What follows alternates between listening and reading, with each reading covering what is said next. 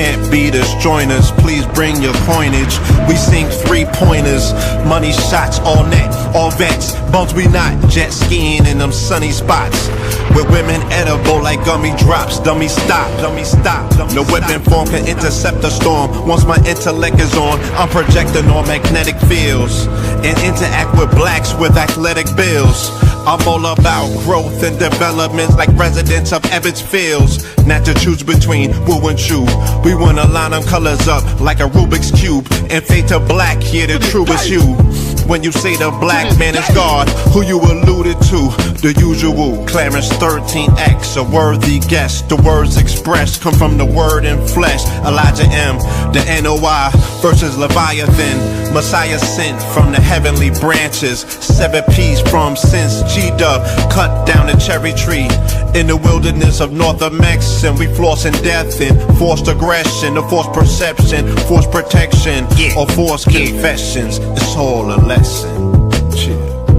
The sorcerers from Corsica, killer tonics, sticks and drums like the Philharmonic Orchestra. You niggas still playing harmonicas from officers.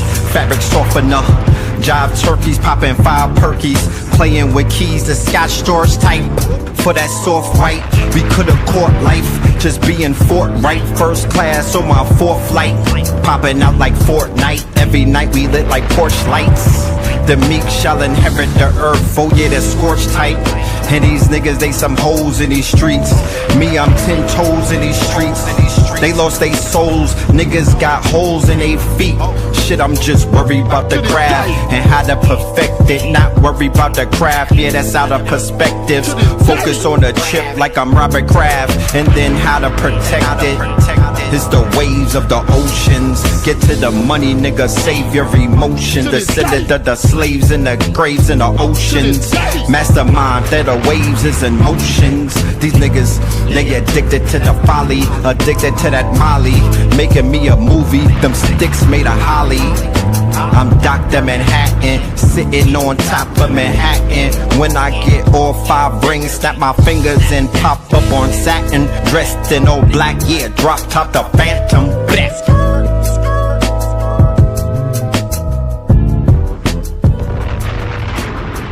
From TV.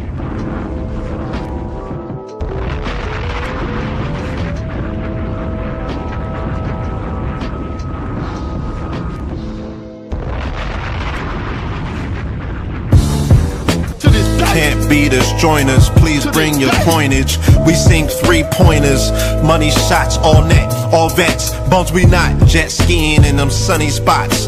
With women edible like gummy drops. Dummy stop, dummy stop. No weapon form can intercept the storm. Once my intellect is on, I'm projecting on magnetic fields and interact with blacks with athletic bills. I'm all about growth and development like residents of Ebbets Fields. Not to choose between woo and chew. We wanna line them colors up like a Rubik's Cube and fade to black, yeah, the truest hue. When you say the black man is God, who you alluded to? The usual, Clarence 13X, a worthy guess. The words expressed come from the word in flesh. Elijah M, the NOI versus Leviathan. Messiah sent from the heavenly branches. 7 P's from since G-Dub cut down the cherry tree. In the wilderness of North Mex, and we flossing death and forced aggression, or forced perception, forced protection, or forced confessions. It's all a lesson. The sorcerers from Corsica, killer tonics, sticks and drums like the Philharmonic Orchestra. You niggas still playing harmonicas from officers. Fabric softener, jive turkeys popping 5 perkies, playing with keys, the Scotch storage type. For that soft white, we could've caught life, just being forthright. First class on my 4th flight, popping out like Fortnite. Every night we lit like Porsche lights. The meek shall inherit the earth, oh yeah, the scorched type. And these niggas, they some hoes in these streets. Me, I'm 10 toes in these streets. They lost they souls, niggas got holes in they feet. Shit, I'm just worried about the craft and how to perfect it. Not worried about the craft, yeah, that's out of perspectives. Focus on the chip like I'm Robert Kraft, and then how to protect it. It's the waves of the oceans. Get to the money, nigga, save your emotion. Descendant of the slaves in the graves in the oceans. Mastermind that the waves is in motions. These niggas, they addicted to the folly, addicted to that molly. Making me a movie, them sticks made of holly. I'm Dr. Manhattan, sitting on top of Manhattan. When I get all 5 rings, snap my fingers and pop up on satin. Dressed in all black, yeah, drop top the Phantom. Blast.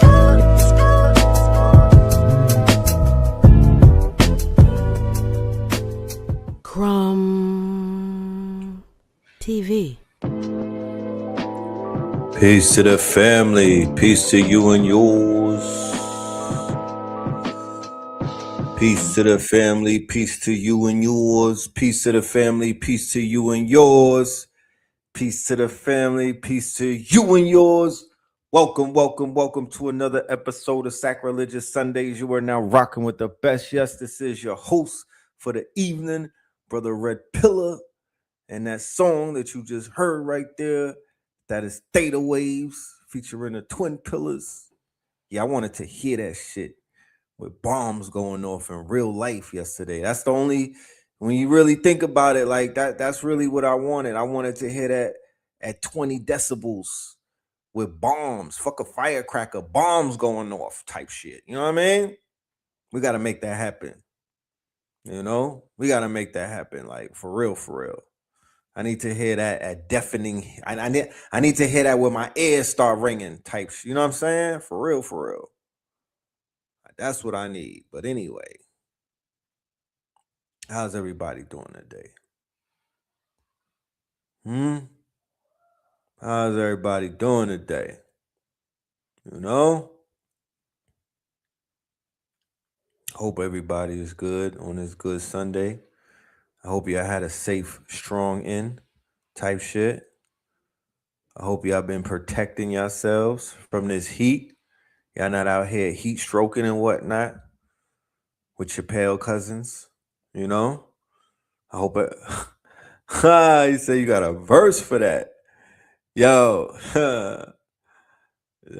You know how Big Daddy Kane did the open verse? Like, I won't be stingy with it. You know what I'm saying? I don't want to get down like that. Like, I do think that I'm going to talk to Blue. We might have to open verse that ish. I think we might have to open it up. You know what I mean? Let y'all do what y'all do. You know what I'm saying? I want to hear y'all dance on that beat, you know? Type, yeah. That's not the... I'm really thinking about that. I feel like we deserve that. You know what I'm saying? We definitely deserve that, yo. So, man, oh, man, oh, man. We're going to talk. Let's do the roll call. Let's see who's in the building on this Sunday. You smell me? Shout out to everybody pulling up. Shout out to everybody pulling up. Yes, indeed. All right, let's see who's outside. Yes. Y'all feeling that idea? Y'all like, yeah, let's do that. I'm gonna talk to like I said, I'm gonna talk to the pillar. You know, I'm gonna talk to Blue about that. You know what I'm saying? I'm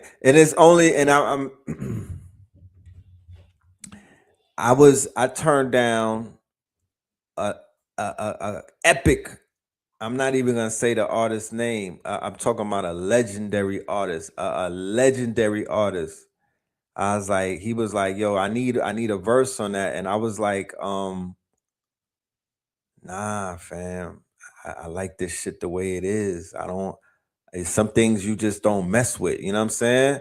I was like, "That shit is just rocking as it is. I don't even want to remix. Like, I don't want to change the vibes." So that's what I was thinking, but I gotta let me sleep on it. You know what I'm saying? Let me marinate with it. North Miami in the building. We got 9th East Chicago to Minnesota. Okay. That's like the route that y'all take, right? The Chicago to Minnesota route. That's like a thing. You know what I mean? Like how New Yorkers is in North Carolina a lot. You know what I mean? That's like a natural progression, right? Chicago, Minnesota. Kansas City in the building. We got Detroit in the building. You understand? Naptown in the building. Alabama in the bill. We got Boston up in this biatch.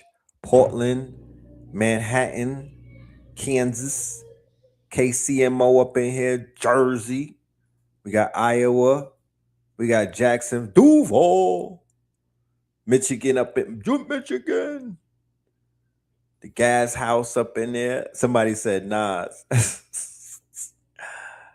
Nah, I ain't turning Nas down, bro. I'm not turning Nas down. If Nas, listen, if Nas reach out, we gonna have a damn if Nas reach out, we are going to have a EP in the works. We ain't just doing one song. If he even come to the if some pull up to the studio, I'm locking the door until we get 5 songs, and that shit is getting pressed up in like 2 weeks. I was listening to it's 30 years since he dropped It Was Written, and I was vibing to that. You feel me? And I was like, yo, this is part of my DNA. You know what I mean? Like when you listen to those classics, it reminds you how much impact, you know, we so arrogant these days. We be feeling ourselves, but it's like, nah, a lot of these artists, they were a part of our at least mine. I'm not talking for, I can't speak for everybody, but he's a part of my childhood and whatnot. So we got Kentucky in the building, South Miami in the building, Greensboro in the building, Charleston in the building, Oak Cliff in the building, Dallas in the building, Lexington in the building, DMV in the building, Atlanta in the building, Canada in the building, North Alabama in the building, Charlotte in the building, St. Louis.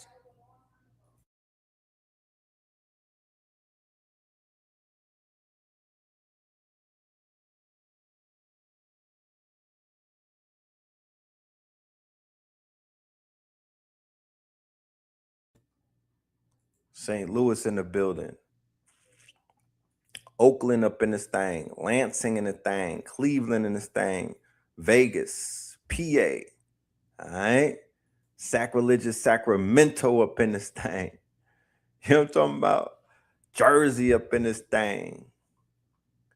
Orangeburg, South Carolina. I never drove through there. Shout out to Orangeburg. St. Louis, Missouri. Delaware. Shreveport. Pittsburgh.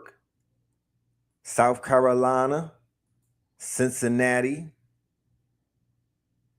Some songs are themes to my life, right? Like literally themes, like not just a lyric, not just a verse, not a little catchy hook and whatnot. These shits are thematic. So there's not too many artists that really catch me and you know, have still, it gives me that goosebump feeling. But Nas is the classics, to be honest with you. The new music, I still rock with him because he's keeping up and whatnot. He hasn't necessarily, you know, he's not really like, he hasn't fallen off, but I prefer the classics, respectfully. I prefer the classics, you know, definitely. He was born in 94. Oh yeah. You tapped into the classics. You feel me? You was on a vibration when you was born. It's all good. Delaware, St. Louis, Alabama, Belize. All right, Delaware again, New Bedford. Okay, so for everybody that's here, how many of y'all had a tornado either yesterday or the day before? Let me know. How many of y'all witnessed tornado-like weather? You know?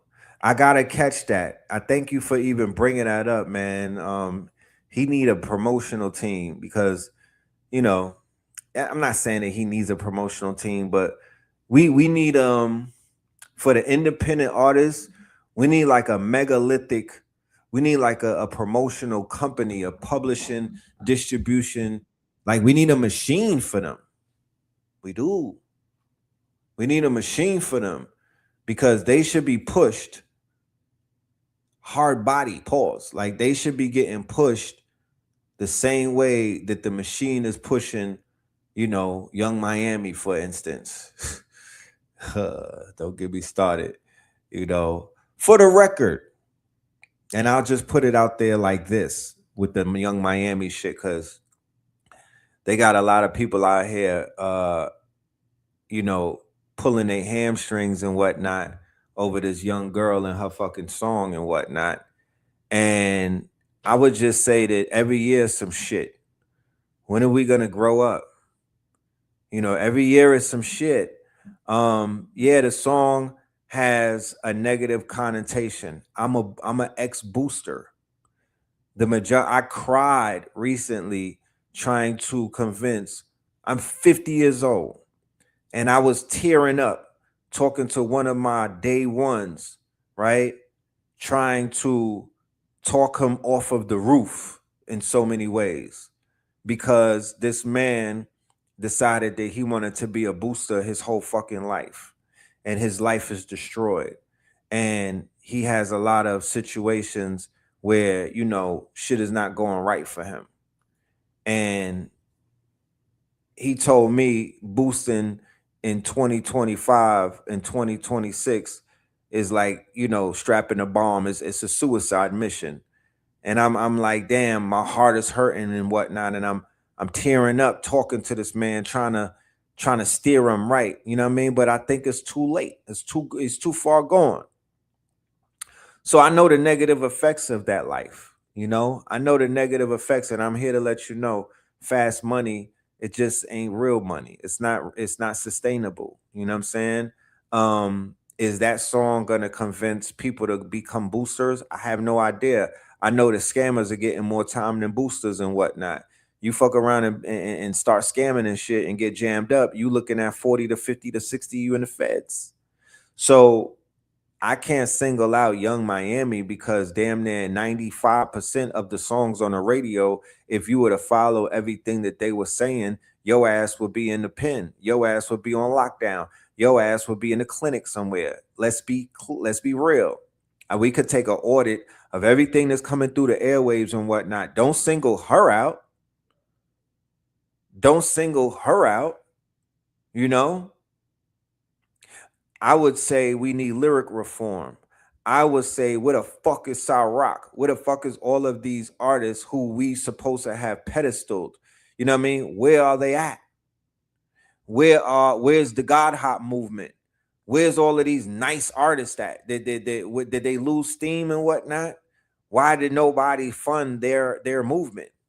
You know what I'm saying? All of these basketball players, why can't they get a loan from Kyrie Irving or Jaylen Brown? Like, who's their favorite artist that's smart? You know what I'm saying? What the fuck? Who's their favorite? Where's LeBron's favorite woke artist? Why don't they fund them? Where's Lizzie Jeff? Like, where are these artists who could become the balance? Because they're like, there's no Queen Latifahs out here. That's a lie. That's a goddamn lie. You know? That's a goddamn lie. Where they at? Because me personally, I'm not a conscious rapper. That's not my bag. I'm not a woke rapper. I'm not a conscious rapper. My discography is not screaming fight the power. That's just not what I'm doing. I'm more of a God hopper. You feel me? I'm a lyricist. I like bars, you know, and I got different flows and whatnot. So I don't pigeonhole myself. I'm not stuck in a and I don't want to even want to identify with anything. I just am an artist. Like, I could pick up a paintbrush and just paint like how I regularly draw. I just draw based on how I feel, you know? But where are the artists who agreed that this is what they want to be? You know what I'm saying? That's what I'm saying. Like, could anybody describe what Scorpio King is as 10 years old? Can anybody describe what that sound is? Because I don't know what that sound is. But it was a defining sound in 2016. It was a soundtrack to a movement but it wasn't like Tribe Called Quest. It wasn't like backpack rap. The shit that Cambada is doing, that's not backpack rap. That's not boom bap rap. So I don't even know where we fit. I wouldn't say, yo, I mean, for the hell of the clout, I would say if you a conscious chick with a septum ring and you want to get some motherfucking clout, go and diss her. Go jump on her beat and clean it up. You know? Go jump on her beat and don't get at her. I mean, fuck that. Get at her. You know what I mean? You might want to get at her. She likes getting peed on. There's a lot of things about Young Miami. If you wanted to battle rap her, you could go at her, but that would just be kind of like tasteless. But hey, they all tasteless. Don't start getting you know what I'm saying? For the sake of anything, don't start getting all sacrilegious now.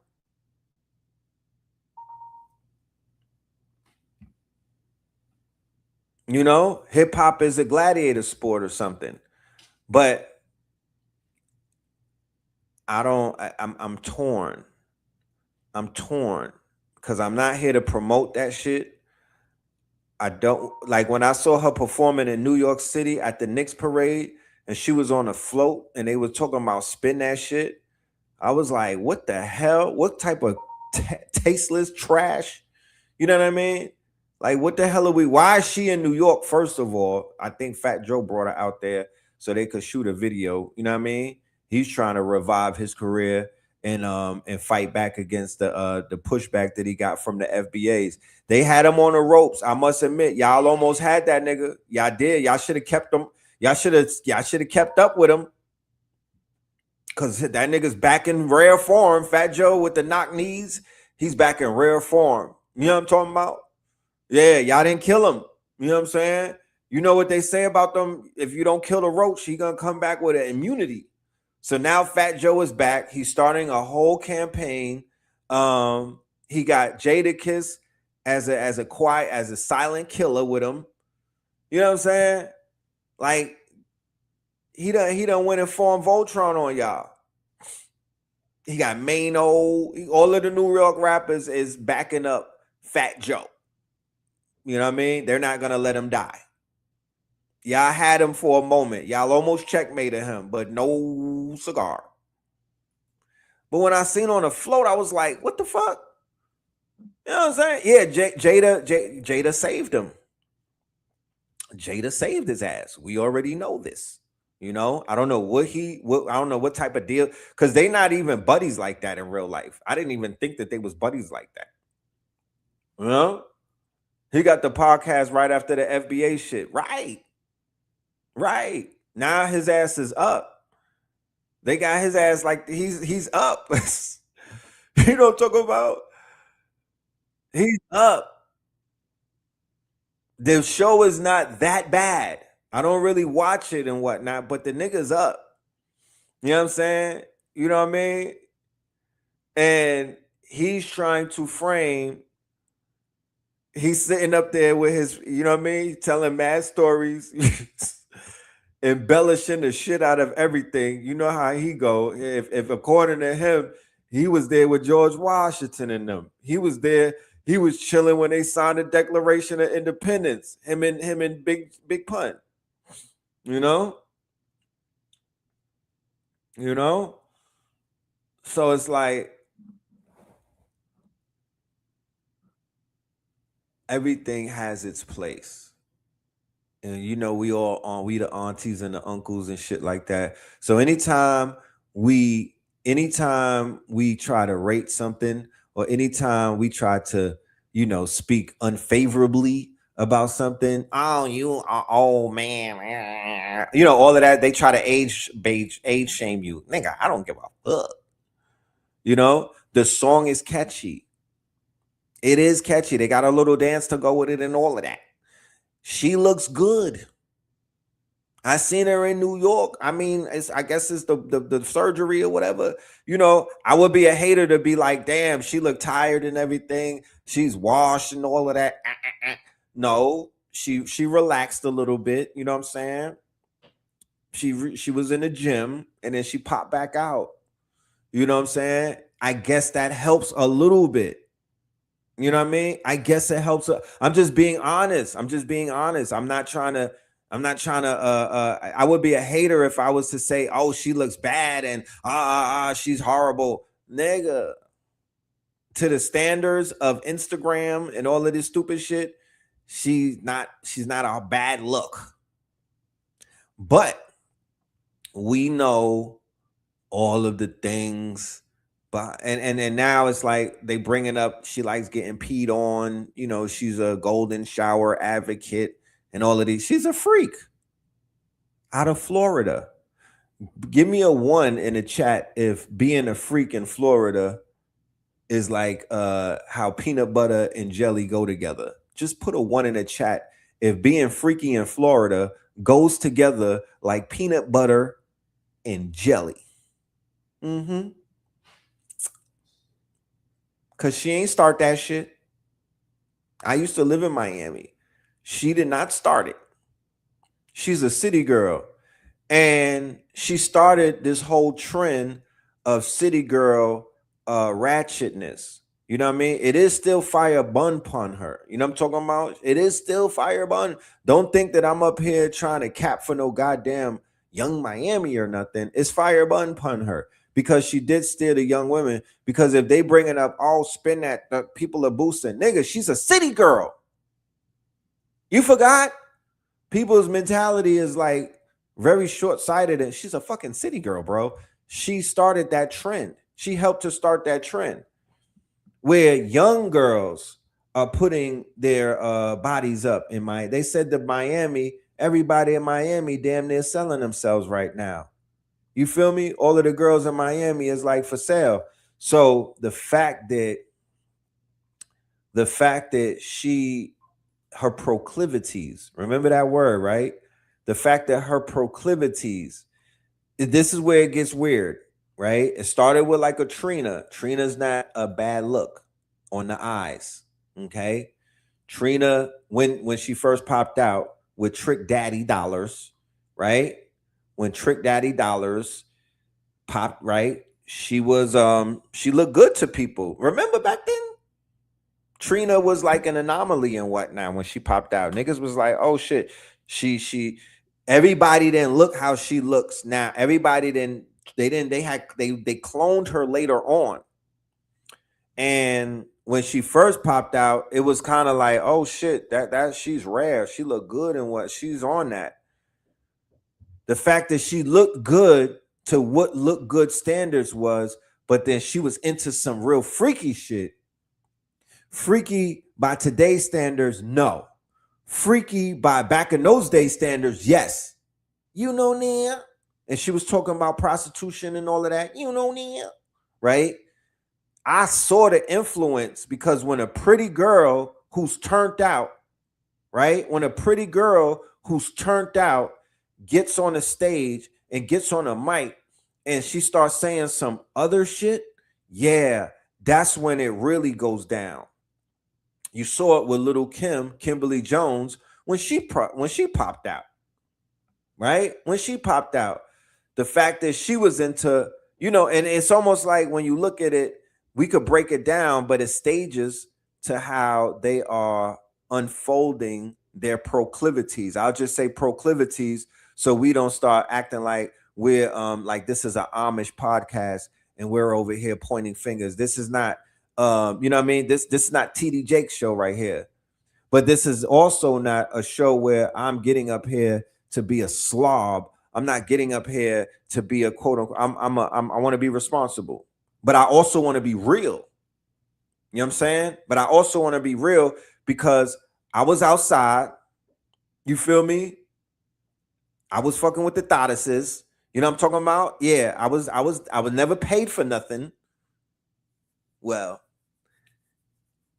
I did pay for the Uber.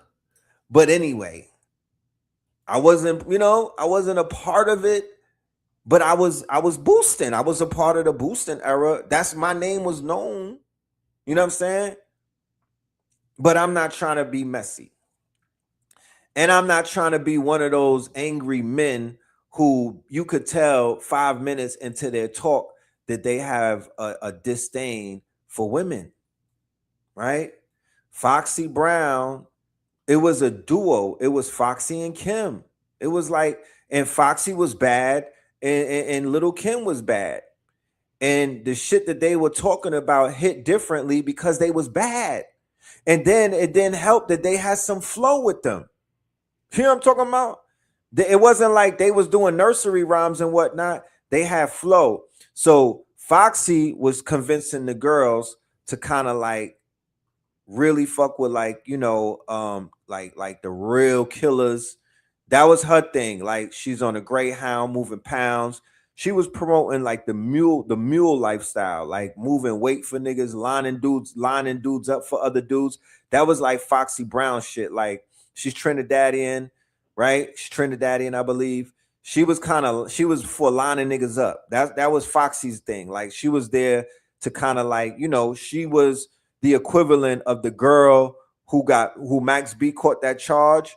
Max B had a stripper girl and she set one of the dudes up and Max B came and robbed him. That's the type of shit Foxy and them was promoting. Yeah, the firm and all of that. You know what I mean? And hanging out with like the Willies and everything. I'm not saying that she started the backdoor trend. No, but she, you know, she kind of like, her energy was kind of like backdoorish, right? Foxy Brown, I mean, Little Kim on the other side was a little more, you know, she was with the boosters. She was with the scammers. She was with the, you know, she was with the shooters, and she was with some of the street dudes. She was with Junior Mafia, right?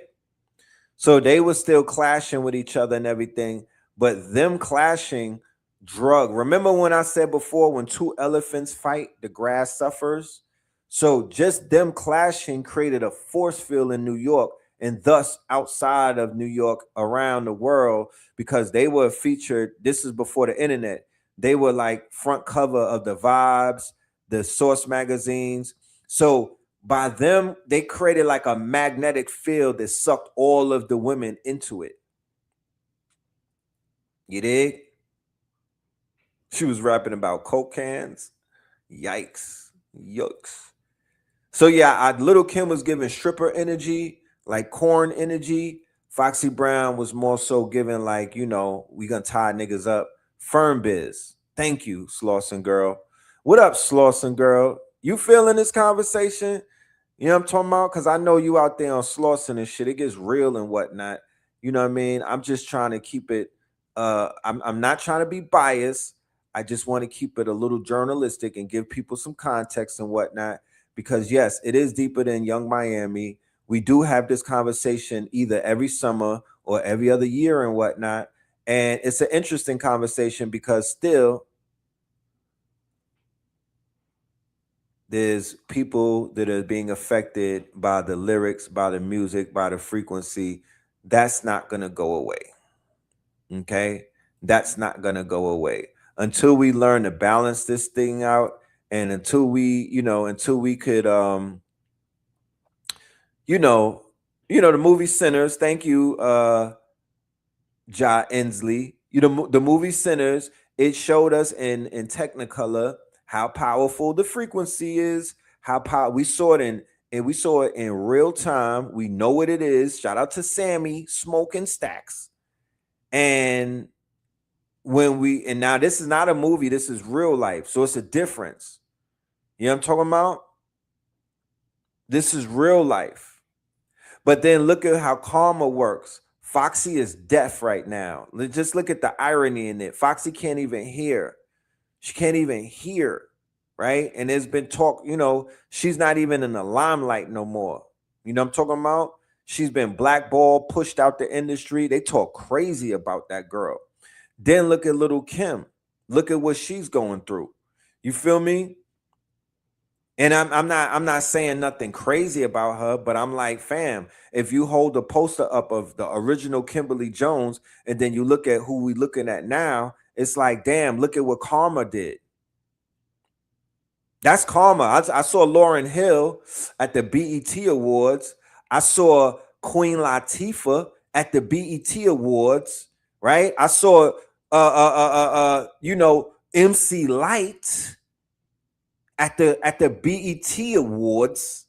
I saw Nia Long. I saw a lot of the women. I saw Erica Badu. I saw Jill Scott the other day.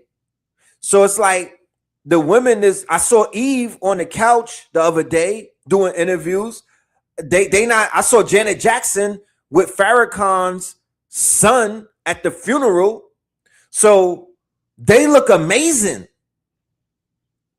They look frozen in time. I saw Nasir Jones.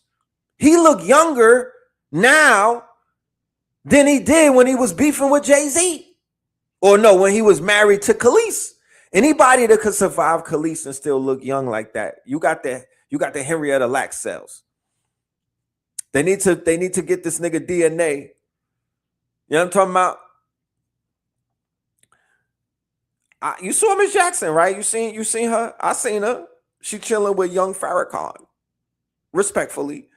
Queen Latifah look amazing. You know what I'm saying? They all look amazing. So when even Khalees is looking good, I God, oh man. Lord had mercy. One-way ticket to Kenya or wherever the fuck she at. You know what I'm talking about? Yeah. To go plant some corn and some eggplants and some pumpkins and some yams. Yeah, she got a farm. Yeah, that part. Anyway, they don't talk about selling box. They don't talk about prostitution. They don't talk about none of these things in their raps. They're not talking about setting men up and tying them up and you know what I'm talking about? Yeah, she was with Bill Murray. That's why she's on a farm now. Trying to get her, you know what I mean? She was with Bill Murray and she had to go to Africa and repent. You see how that works? You see how that works? Bill Murray he sent her ass to Africa. She had to be amongst the tribe, my niggas, to get her shit back. You know? The fuck? Bill Murray, I think that was a rumor. I refuse to believe it. You know? But anyway, these girls, these women, I'm sorry, you know, it may help that they don't have no men stressing them out because, you know, they be, you know, Queen Latifah is dodging a relationship. MC Light out here dodging niggas. You know what I'm talking about? Yeah. They don't got that type of stress. But Little Kim, with the men that she was with, World, she was with a super uber gangster, World. Then she was with a few other niggas that drove in the ground. You know? Foxy Brown. She was with Polite. You know, they were dating. She was with Michael Nowak, nigga. She was with Baby Sham or, you know what I mean? She was with Corrupt. Yeah. She ain't dodged them enough. You know what I'm talking about? I don't know how she looked. I just know she can't hear right now. And you know, that's a horrible thing, man. But I'm sure that she's holding it together. Foxy is a gangster. You know what I'm talking about? Foxy she's a gangster. She ain't, yeah, that was Polite's girl for a minute. He was about to bring into the community. Facts.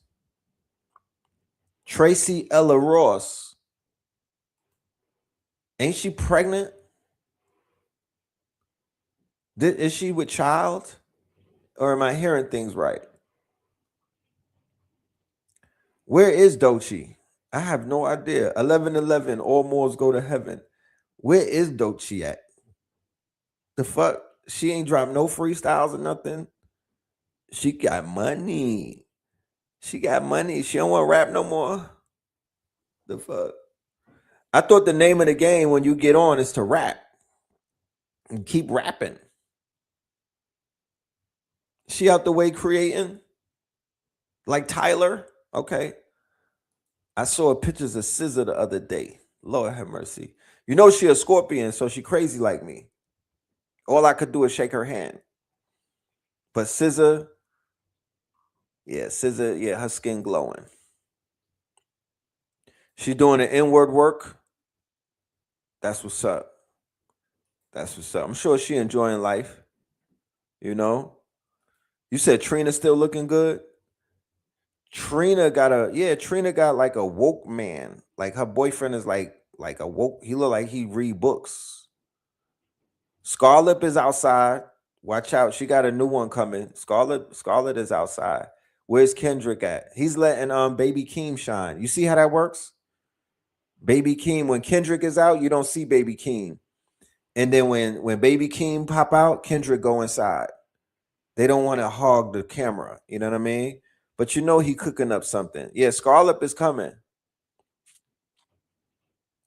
Scarlett is. I seen her shooting a video and all of that. She shot a video with the girl who beat the woman up at the Knicks parade. That was twerking on a light pole. Yeah, she's in the video. Watch out for that. Family Ties. Yeah, I like the Casino album. Yeah, Baby Keem is a great artist. Young Ma, Young and May. Young and May. Young and May. I like Young and May. She got style. You know? I think she funny. Where's Lauren London at? That's a good ass question. You know what I'm saying? Healing. I guess she's healing. I did not hear Tierra Whack's album. However, I am a big Tierra Whack fan. Don't ask me what my favorite song is. I couldn't tell you. But she's a dope artist. I like her. I like Rhapsody. I just think when I see Rhapsody, I see Black Lives Matter. Respectfully, it's like I see Talib Kweli. I see, you know, that's what. Yeah, Rhapsody just dropped something. Yeah. Mona Leo.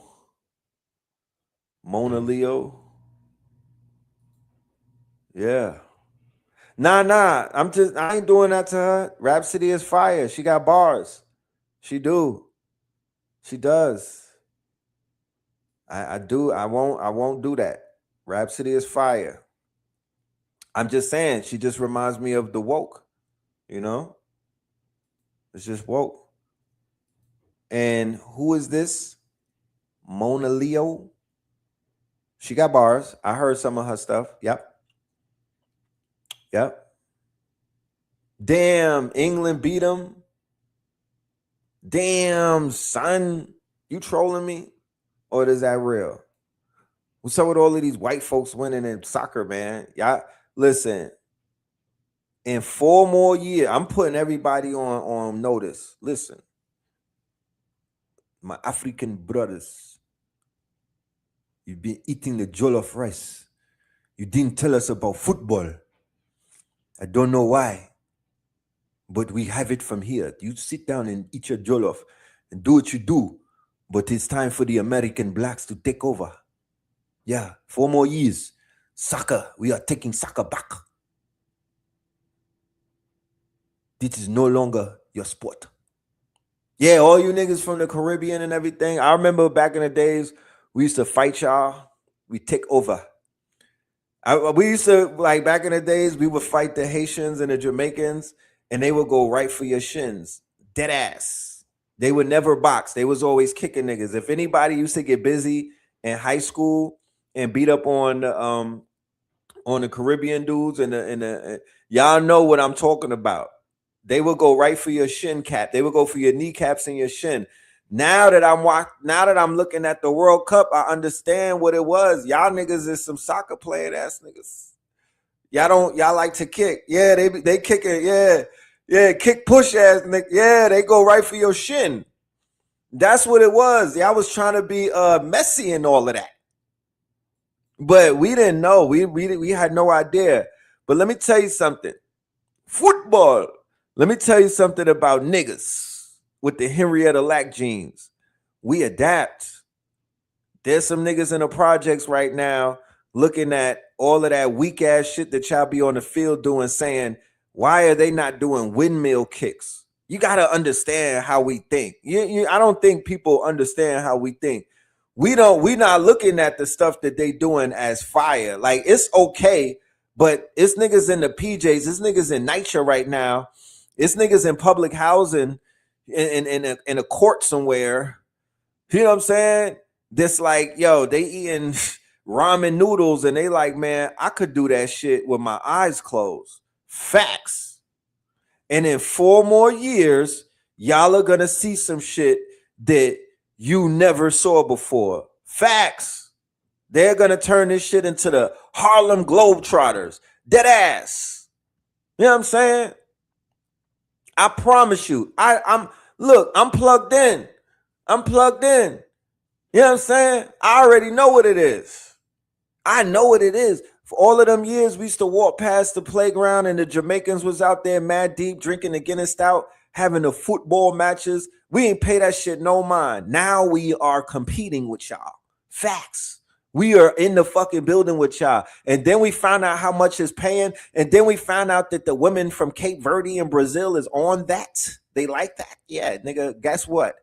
Yeah, we about to adapt and take that shit over.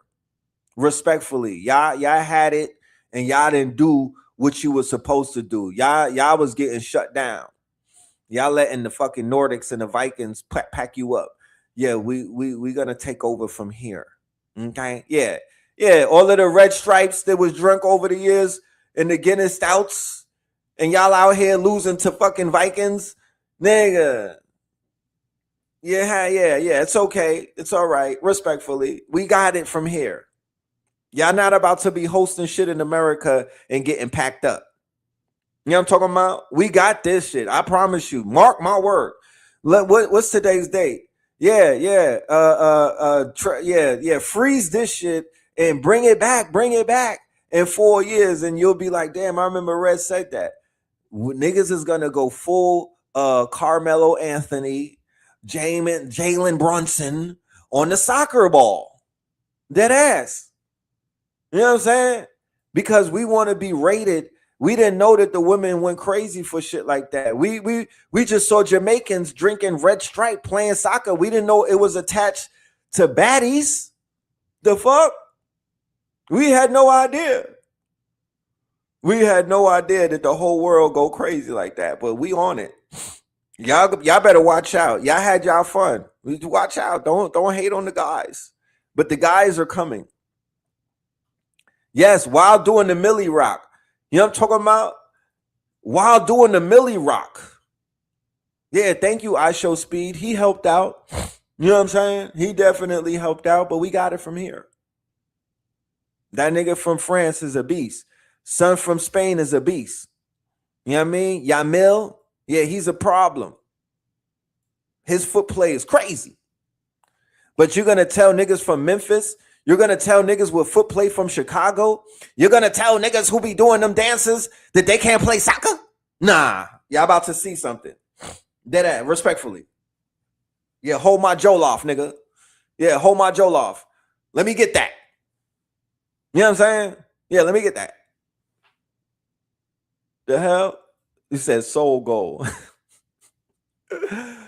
They be out there with their Jerry curl juice flying. You know what I'm saying? With the soul. Yeah, I Show Speed. He definitely tried to tell us. They wasn't listening. He did try to put us on. He tried to put us on. We were sleeping. But we are some believers now, my G. We are some believers. We understand. We understand. And think about it. It's like the scene in Belly where Tommy Buns, when Lennox told Tommy Buns to come to Jamaica and knock off the Big Willie, right? The nigga with the feathers in his hair. Beg for $1, beg for $1. In Tommy Buns' mind, he was like, I don't know who this dude is. Y'all in Jamaica scared about the nigga, but I don't know. He just another op to me, right? And then he went over there. He didn't care about none of the propaganda. Beg for $1, and body them. That's the same thing how we see soccer. We don't know about none of that other shit. We don't care. Don't tell us about that. All we know is we got to put that ball in that big ass goal. Nigga, that's not even a basketball rim. You see how big that shit is? That net, man, listen. You damn right. Sham God on the soccer field, nigga. AI on a soccer field. Allen Iverson, nigga. Not artificial. Yeah, nigga, Allen on the Bubba Chuck on the soccer field. So we don't have that type of hang up. It's mental. It's all mental. You're not gonna stump us with Messi and a nigga. They look sweet to me. I don't know what y'all looking at. Ronaldo and all niggas look sweet. What do you mean? So all we finna do is go up in that bitch and kick them down. The same way that when the Africans saw what the football with NFL, they was like, wait, all we gotta do is run with the ball to that other side and run over niggas. Oh, give me the ball. They don't care about, they not reading none of the plays. Give me the ball. The Nigerian nigga running through shit because he don't program him with the fear. All he sees is the win. And that's how our people are with this football. All we gonna see is the win. We don't care about none of that other stuff. We like, listen, what y'all will need us to do? Kick it in there? Pass these guys? Oh, say less. How much you gonna pay me? Oh, damn. You look in the stands and whatnot, and it's all of these women waving. Oh, gosh, let's go. That niggas is gonna show off. The Kyrie foot handle. Facts. That's a fact. So now that we saw that the melanated football players are some of the best and have some of the best style, that's the 100 monkey theory. We already uploaded that skill. The skill has been uploaded. We got it. Now it's time to metamorph it. It's going to run through our DNA and through our Henrietta Lack genes, and we about to turn this shit into something different. I promise you. And it's not even going to be in 4 years. You're going to see this shit by next summer. You know what I mean? So, yeah. But anyway, the whole 250th anniversary was the worst thing ever. It was so trash. The 4th of July, it was so trash. And it is a perfect analogy of what the 250 years of these trash ass people have been. It couldn't be anything else but what it was yesterday because these niggas try to celebrate on top of trash. They try to put lipstick on a pig. The only thing that they could have did in the 250th year to help their karma is to sign a paper for reparations. That would be the only thing that they could do is for the orange man, number 45, whatever we calling him, 47, whatever, to sit at his oak desk and be like, yo, executive order 666, we are going to give $10 trillion to these niggas. Facts. Because at the 250th year mark, we realize that these are the only niggas that's holding this shit together. If we were to export, if we were to deport every single black person from the North America, that bitch will sink the next day. The Goliath, what do they say? The Leviathan is waking up. That bitch will wake up and swallow this shit. The skies will open up and the aliens will start hitting these niggas, bro. That's the only reason why they are somewhat, they're spared and whatnot. But what did Marcus Garvey say? What is they could talk about Marcus all they want. That man was a motherfucking prophet. What did Marcus Garvey say? He said, look for me in the whirlwind. What is the whirlwind? The whirlwind is the tornadoes. The whirlwind is the sandstorms. The whirlwind is the motherfucking, what's that shit? The tornadoes, the sandstorms, and the hurricanes. That's the whirlwind. And it comes up the coast of Africa. It originates on the continent. That's our ancestors. We in the motherfucking wind. In the apocalyptic end times are we seeing in New York? Like, have you seen this? This looks like a scene from a Hollywood disaster movie, but this is actually Coney Island in New York yesterday. I don't know if you've noticed a load of wind wherever you're from, but it's been very windy where I'm from. But nothing like this. Like, people are literally running for cover. Like a massive wall of dust and debris is just rolling off the coast. Like, look at the size of it. People will still say that this is natural. Like, just out of nowhere, the sky turns black, debris is flying everywhere, people are scrambling out the way. And like I said, it genuinely looks like something straight out of an apocalyptic movie. I've been telling you all for ages, it seems like the world is just... June 8th, every year, if anybody's in New York and you're in the spiritual community, the Ifa community, June 7th or June 8th, for every year, they go in all white to Coney Island and they do the ritual to the ancestors on Brighton Beach. How many people have ever been there? Right before a Doom Day, which is in Philadelphia every year, they go and they put offerings in the ocean, right? And then this happens, okay? This shit never happened in Coney Island's history, I don't think. The fucking sky went black, it opened up, and the sandstorm from hell came and washed these people up. They didn't have no warnings on the radio. They didn't have no warnings for the weather that day. It came out of nowhere. And they said it felt like spirits was hitting them.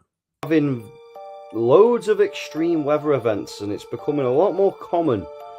Like, I don't know about you, but it just feels like every week we're seeing another video from somewhere in the world that just makes you stop and think, hang on, like, does this look normal? Like, whether it's a storm, a flood, or a heat wave, or a wildfire, like, whatever it may be, they just seem to be getting more excessive every time. Like, apparently this is the new normal, you know, apparently this is just a normal weather event. But one thing's for sure, like, if you'd have shown me this 10 years ago, I'd have sworn that this is a disaster movie. In my opinion, it seems like Trump's showing off his new weaponry to the whole world, whilst the whole world's eyes are on America for the World Cup. Hey, you know, what do I know? I'm just a random crazy conspiracist, and I'm as fictional as a dinosaur, baby. The skies over New York City turned red last night. Bright red. Now, if you remember, the same thing happened a few days ago over Venezuela, right after they had 2 major earthquakes. Now, I'm not saying it's connected or something's going to happen in New York, but it's definitely strange. This is New York. This is New York City. Last night. This isn't some AI-made video. This is an actual real video of the city. This is posted all over the place. I'm not sure if some news station took this or what, but you can find this video everywhere of New York City's red sky last night. To me, in life, when strange things happen, real strange things, like the skies over a major city turning red, right after the same thing happened in another country, which, by the way, had just had 2 major earthquakes, it doesn't seem like a coincidence to me. I mean, it could be, and it probably is, but it just seems odd. Let me know what you think about this situation in New York City last night. If it's just a coincidence that the skies look just like they did in Venezuela. So look at the poetry of everything. Like, let's just look at the poetics of it all, ladies and gentlemen. On the 250th anniversary, right? The Empire State, really the capital of the world, right? That is a reflection of the crash capitalism, you know, robber barons, the consolidation of wealth and power, right? There's no better place to highlight some crazy shit like that other than DC. But DC is already toe up, and DC got toe up by a damn hurricane / tornado yesterday too. All of them white folks ran inside of the African American Museum. How about that? You know what I'm talking about? The shit that Oprah built. And you know, red skies. I'm talking about, as you can see, blood red skies. You know what I mean? It's really just the great divine speaking through signs. Like, this is a very, very, very bloody place. Now up to 15 mass shootings in the United States of America in just the past 24 hours on 4th of July and the 5th of July. This weekend, 15 mass shootings. This is from the Gun Violence Archive. I'm going to run through them quickly because there are so many of them. You may not hear all of them on the news, but you need to hear it because we cannot normalize this. In Gary, Indiana, 6 people were injured. In Grand Rapids, Michigan, 4 people were injured. In Pennsylvania, 4 people were injured. In Fort Wayne, Indiana, 1 person killed, 8 injured. Pensacola, Florida, 5 injured, 1 killed. Chicago, Illinois, 7 injured. Radcliffe, Kentucky, 3 injured, 1 killed. Compton, California, 3 injured, 2 killed. Mount Clemens, Michigan, 5 injured. San Antonio, Texas, 3 injured, 2 killed. Hilton had 7 injured. San Bernardino, 4 injured. Brooklyn, 8 injured. Centerville, Mississippi, 7 injured, 2 killed. Dayton, Ohio, 4 injured. This is the reality of the United States of America. Spread the word. I'll have more updates for you soon. Follow along, stay updated on all the news you need to know about. There'll be more to come.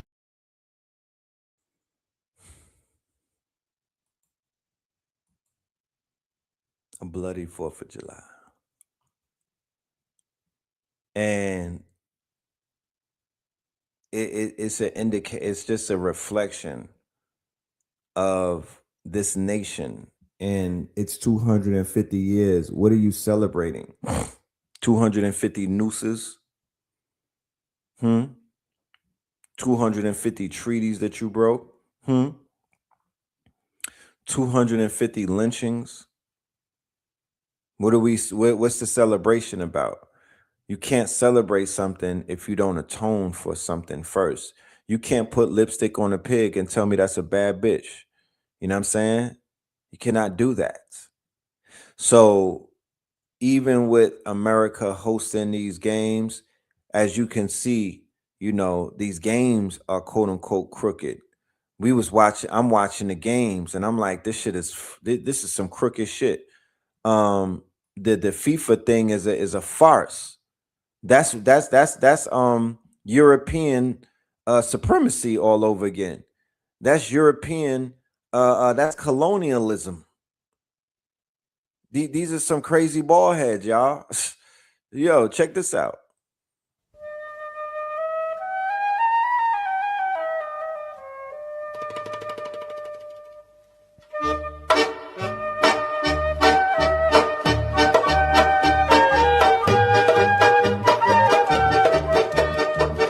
Let me turn that sound off. I don't know if that shit copywritten and whatnot. But clearly, right, there goes Messi at the wall, and there goes the president at the wall. They say he's related to Bibi, the president of Argentina. Don't cry for me, Argentina. Right? They was all grown up on Nazi sleds. Okay? So it's like they beating up on the players. They did that with France too. When France was playing one of them teams, they was just beating the shit out of them. I think it was Paraguay, right? They was wilding on my dude, wild kicking him in the shin. You feel me?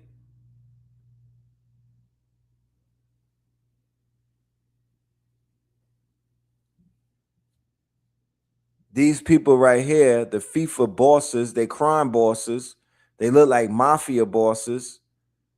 They were celebrating like they won at the end when Messi and them won. They were celebrating like they did not want these black people from Cape Verde to embarrass these quote unquote. They were scared to death. Look at their faces. I need to see their faces break in this tournament. I need to see these Argentinian face break. I need the whole crowd to cry. That's what I need.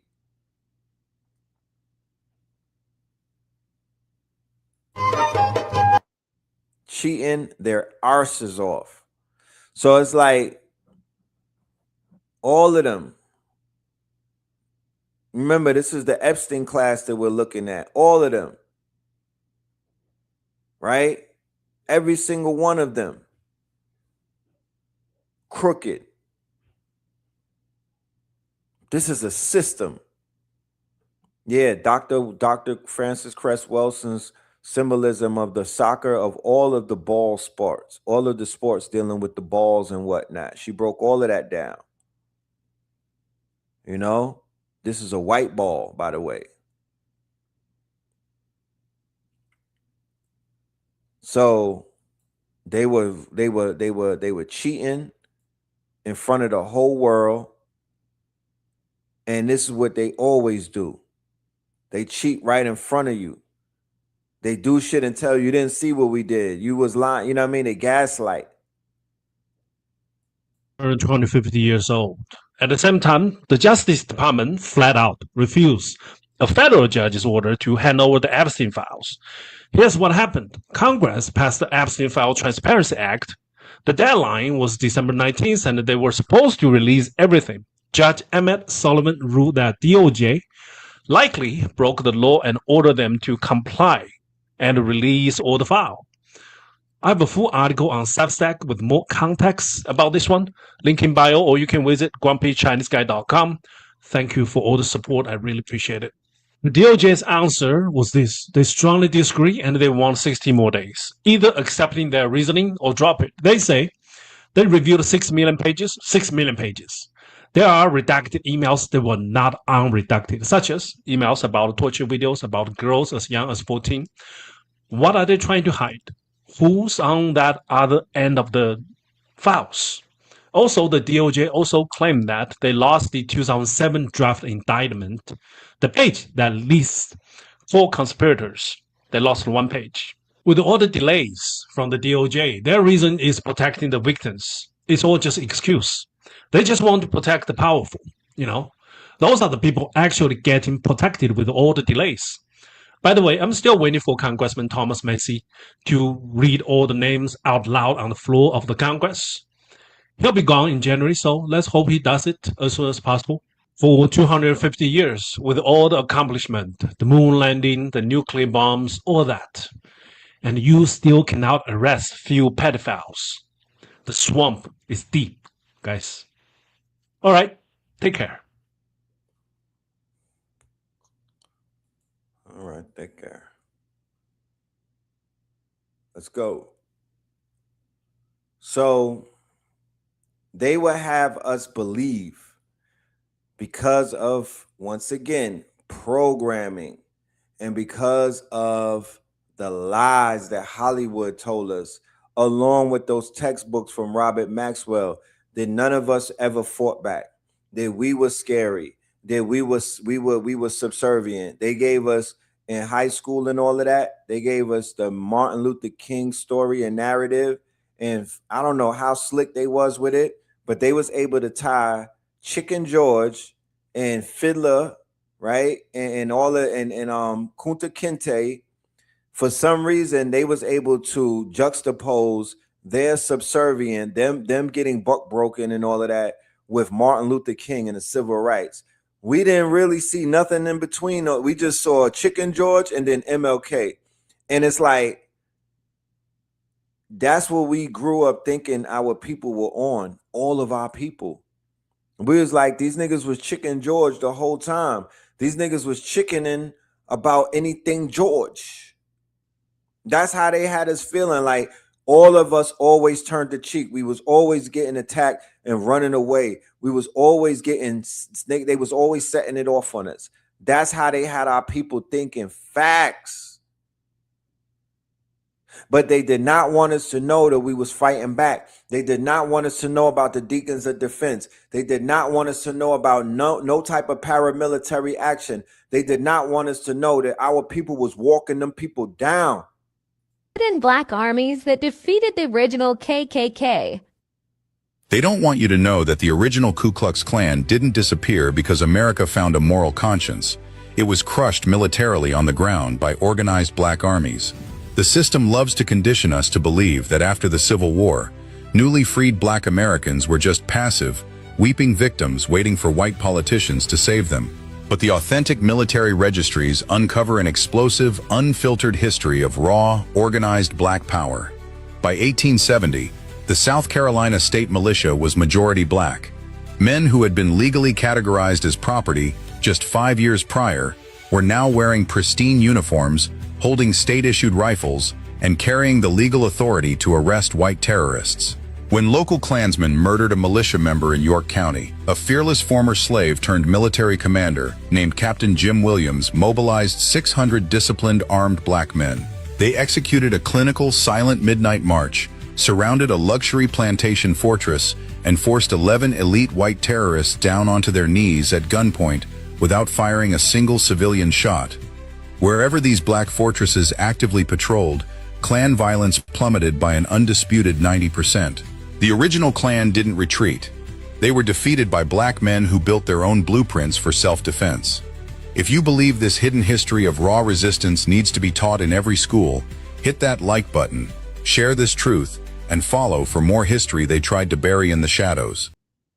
So with all of these stories that have been coming out, and everybody, you know the power of the AI, it's time that those stories are told by people who have no strings attached to them.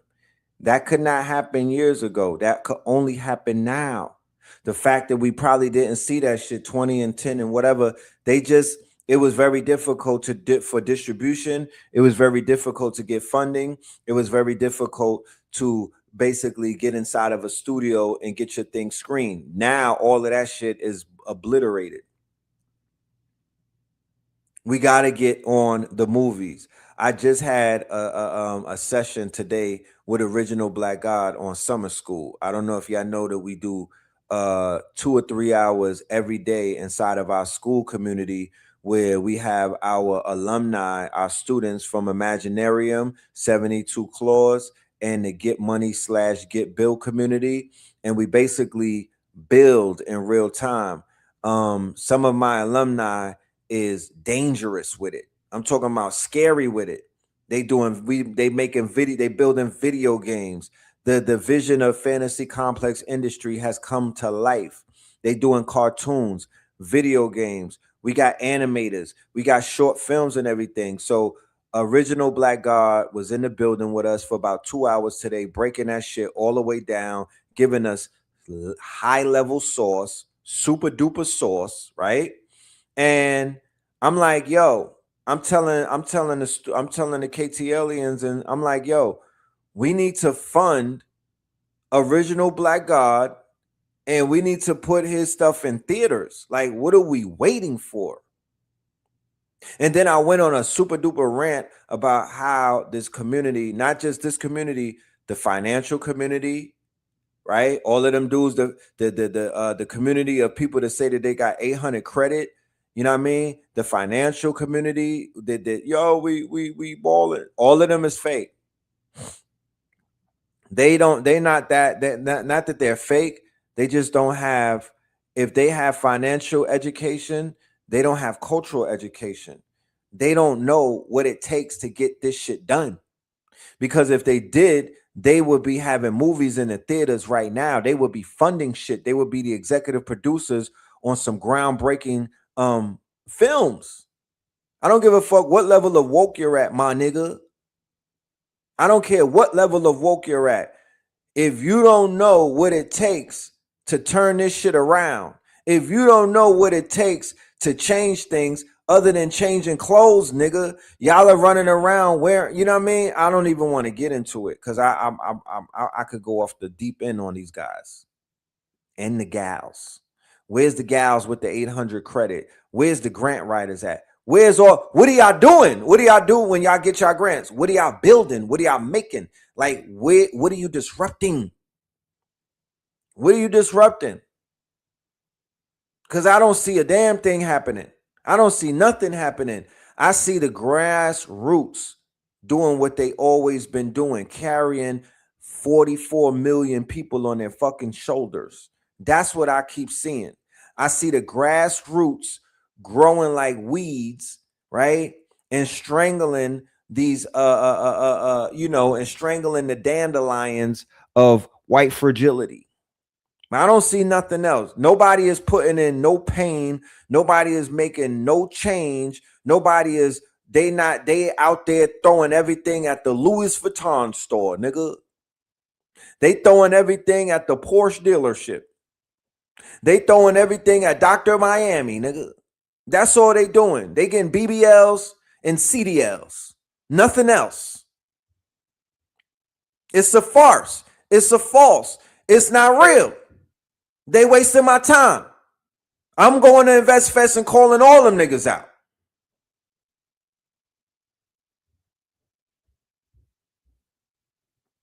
The mega churches, with all of the fleecing that they do every Sunday, where's your films at? Fuck the Medea shit. Where's your films? At least telling the story about the deacons of defense. We not asking you to give us Kunta Kinte, comes to Manhattan and shit like that. We not asking you to give us the Mansa Musa epic story, niggas. But you should at least do the Mansa Musa if y'all running around acting like you got it like that. And y'all, all of this new money. Where's the Mansa Musa movie at? God damn it. Nothing revolutionary. Nothing groundbreaking. Nothing bar raising. Not a fucking thing. We're not even a micro drama.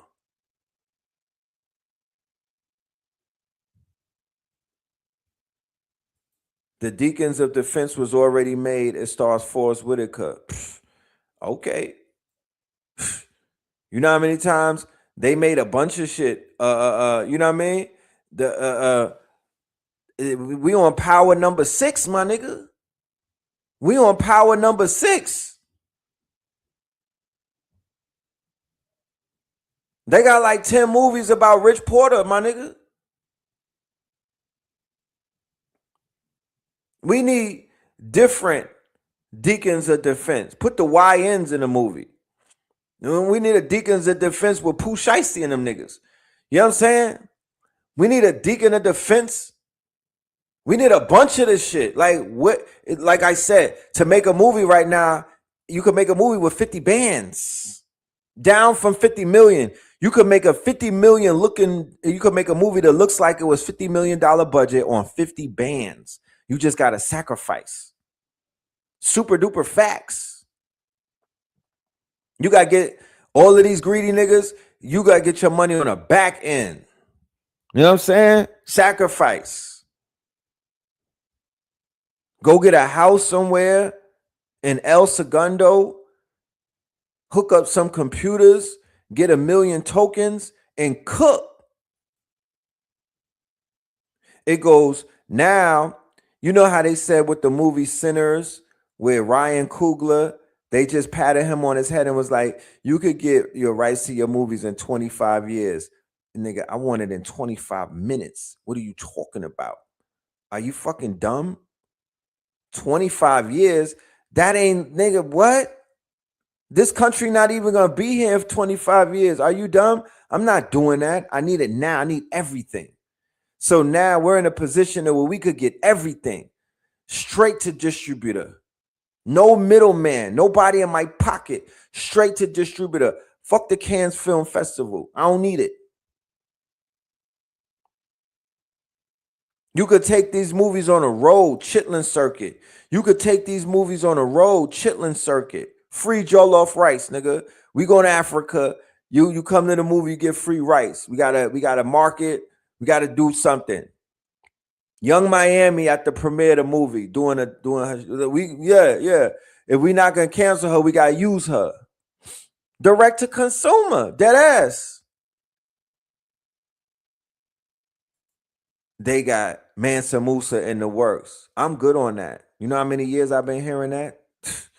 There's supposed to be a Taharka movie, not Bay, the Taharka African King movie. There's going to be an Akhenaten movie. There's going to be a Mansa Musa movie. They were saying that 10 years ago. I'm good. There's supposed to be a Moors movie with Michael J. White. Remember that? Now that I got a little more knowledge on, and I go back and look at the trailer, he shot that shit on the iPhone, the Michael J. White shit. He shot that shit at somebody's house. That shit trash when I looked at it. You know what I'm talking about? That shit looked like trash. It was hype 10 years ago when I saw it. But now when I look back at it with a different eye, I'm like, that shit was in somebody's backyard. They did a BMF miniseries. They did a goddamn Power 1, 2, 3, Book 1, 4, 5, 6. They did that horrible ass TV show Empire with Lucius. Fuck out of here. We don't need to wait for nobody. We don't need to wait for nobody. We got what we need right now, bro. That's what I'm saying. Because the film is going to break the spell. They could put niggas under so many spells with these films. We don't know how powerful these films are. Neurocinematics is real. It's real. People are literally getting put under spells with these films. Cinema's real. So we gotta cook. Let me let my girl, man. Y'all give this girl a hug when y'all see her. Cause she be going off. Give sis a hug if you ever see her. For real. I'm gonna be real. I want to have a real conversation, right? Whenever people talk about the artists who make these toxic ass songs, right? Y'all love, and even I have gotten up here and say, oh, well, they don't make music for kids, right? Why do y'all even make this music for the adults? Why would you want to give any toxic messages to your people, to your community, when a message gets in our brains and our brain starts to tell us the things to do based off that message? Why? Why is it okay to say things to your people that will not lead us in the correct way? Why is it okay to give your people messages that would not lead them closer to God, but you're leading them closer to white supremacy? What is the fucking problem? I have never met a group of people that literally get up here, argue, and fight against growth and development. Anything that anybody is saying against Young Miami is for growth and development, and y'all are arguing against that. Y'all are being disrespectful against that. Black women want to be whores. Black men want to be drug dealers. Y'all want to deal with these women because y'all don't want growth. I don't understand the combativeness. I don't understand how anybody can have an issue with anything that anybody is saying against her when it would help us grow and become better. Y'all want to stay fucking mediocre. Y'all don't want to get closer to God. Y'all don't want to get closer to the God energy that black people are trying to have. Y'all want to stay enslaved mentally. Y'all want to stay on a slave ship. Awaken black people. These are the people that we're going to have to leave behind. We identify them and we let the world know who they are, and then we move accordingly. There's no point of trying to get these other black folks on the boat when they don't want to come on the boat. You got to leave some people. Leave these motherfuckers where they're at. If y'all want to stay hood boogers, stay hood boogers. If you don't want to grow, if you don't want, that's okay. We are not going to force y'all. But we're going to verbalize it, and then by your conversation, we going to know if you should be accepted or not. So be very careful.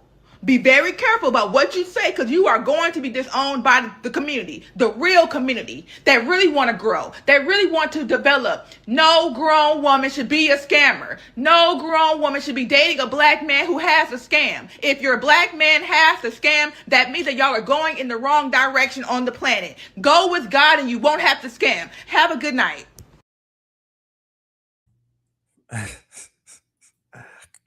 I love my sis. She's so passionate. But that's some real talk. Why mediocre? Why settle in mediocrity? Do you know how retarded you look dancing to that song around anybody with some type of class?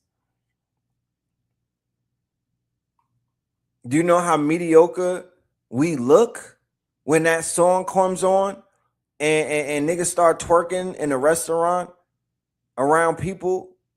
Do you know how mediocre we don't look? Like, fuck having fun. That's not just fun. That's buffoonery at some point.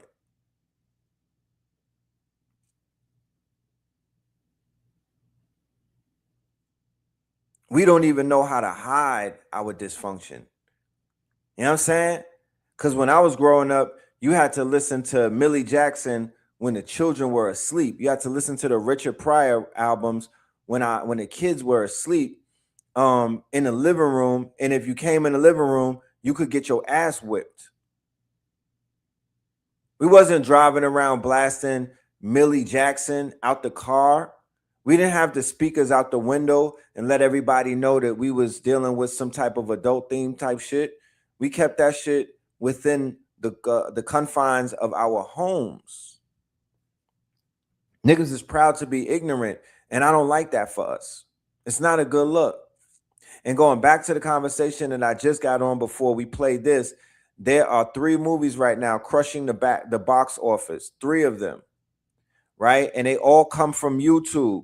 Backrooms, Obsession, and then there's another one that dropped and whatnot. They are taking Hollywood to the cleaners. So these movies and whatnot started on YouTube. They started on YouTube, right? So nobody can tell me that a movie can't be made, especially when we have content on YouTube right now. And we could pick out, yo, what do we want to develop into a film? What do we want to develop into a series and whatnot? What do we want to basically turn into something that is a propriety?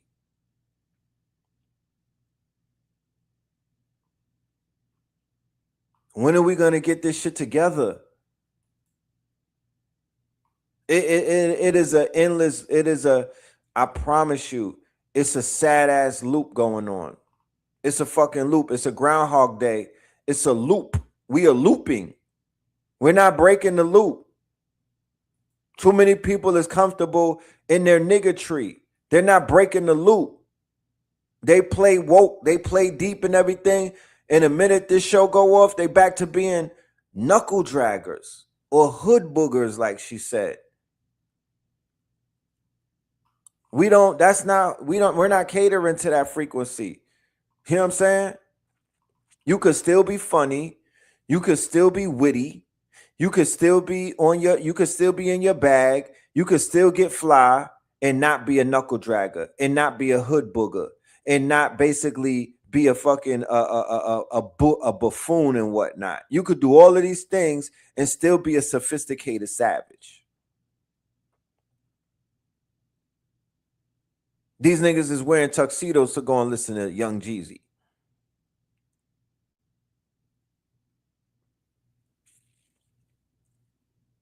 We don't have no parental guidance.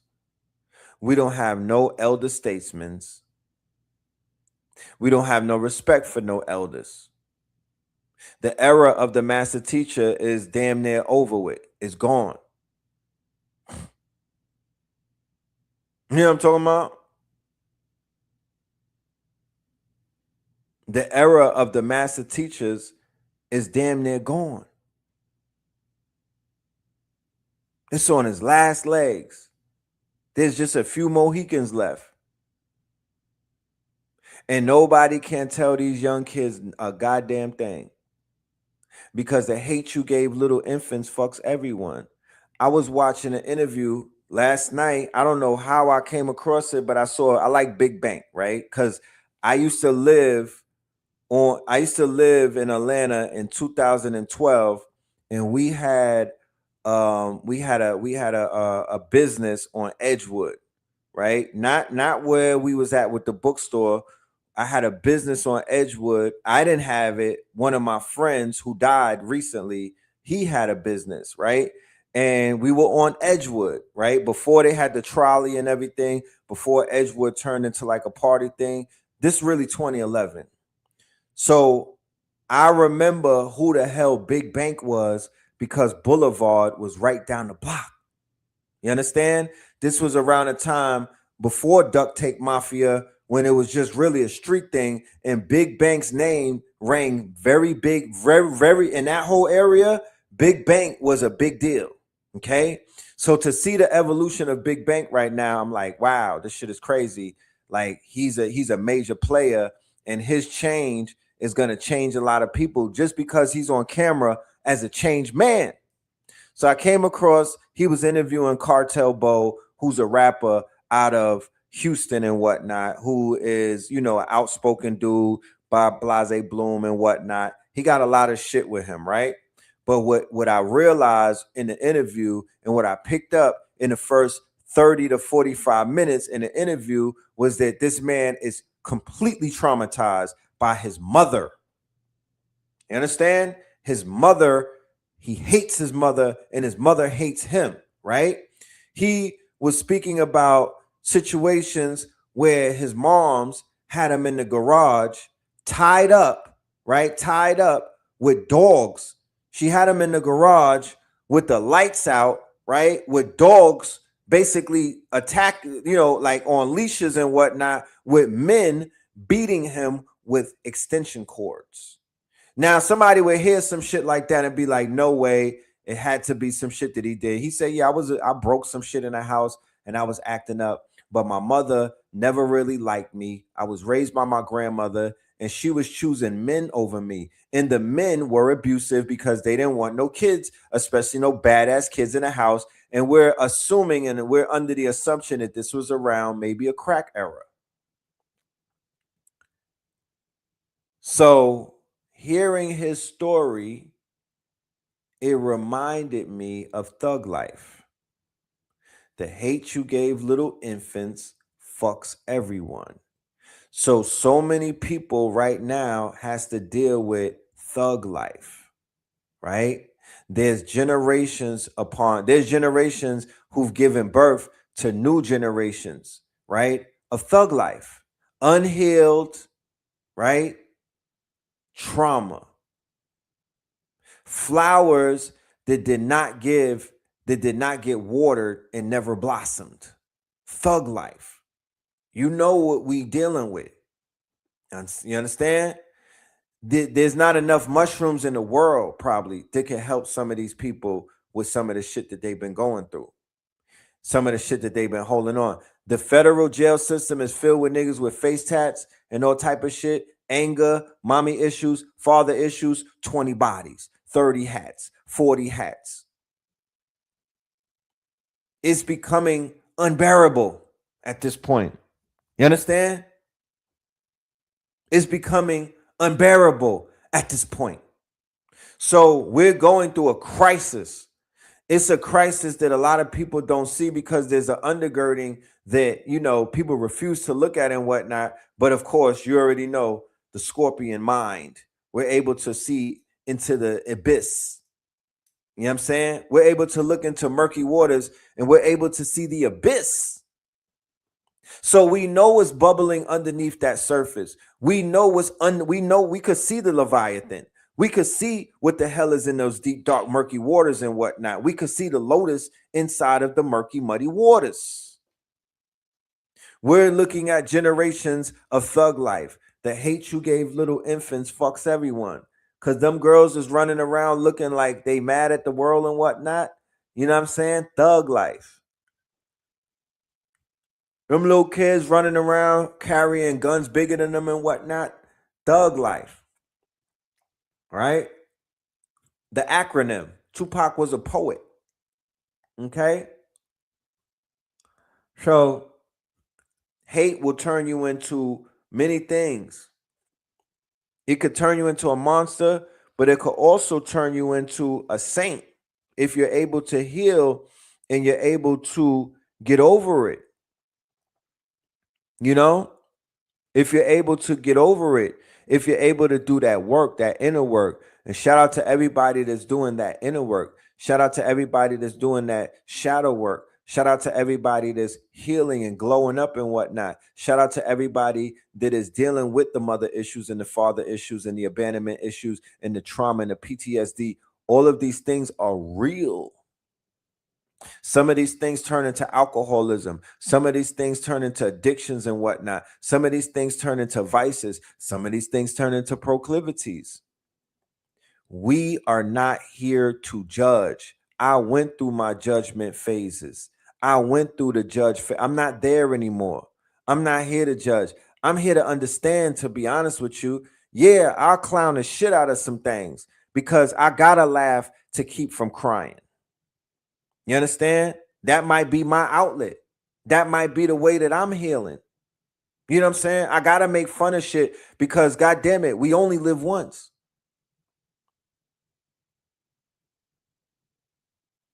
This shit is a traumedy, a tragedy/comedy. You know? I don't want nobody to ever feel personally attacked. I understand all of our plight, bro.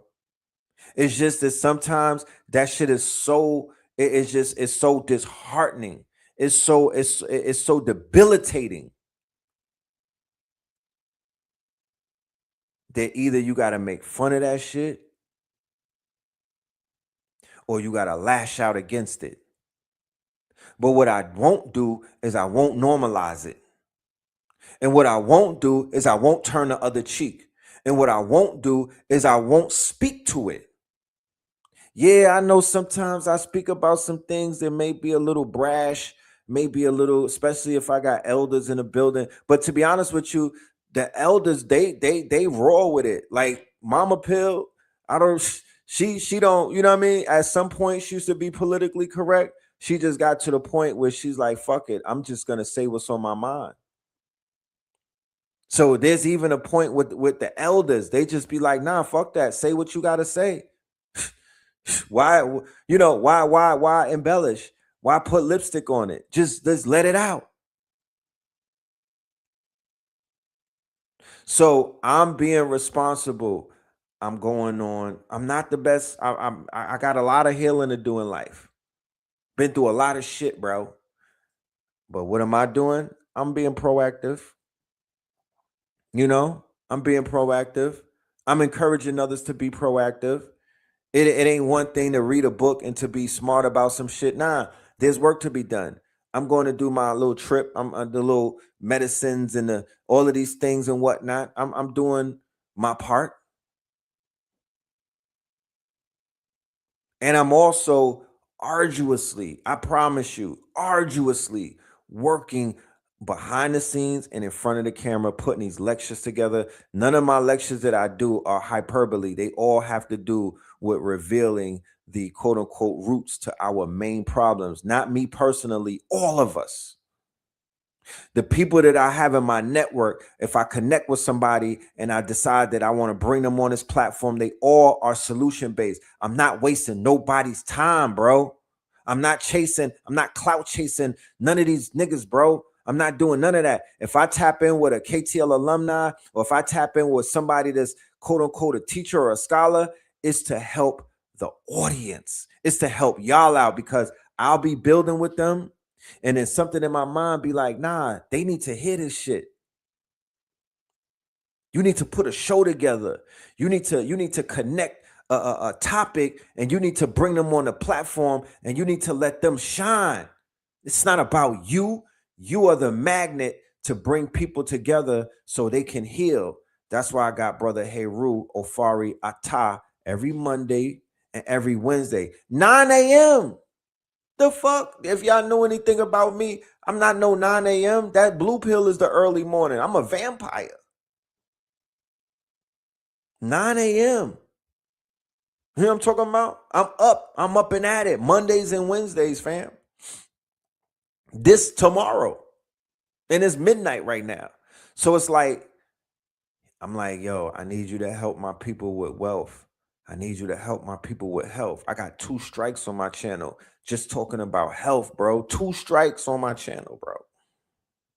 So it's like I'm sacrificing a lot. You know what I mean? I'm doing lectures. I'm bringing people together. I'm like, yo, let's teach the people about the crypto, Chicago crypto. Let's teach the people about gold and silver. Let's teach the people about stocks and bonds. Let's teach the people about AI. This ain't no get rich type shit. This is how can I help? How can I help improve somebody's life? How can I get a father popping again so his children and the baby mamas love him again? See some type of, because you are nothing in the eyes of these women if you're not bringing something to the goddamn table, bro. You are nothing.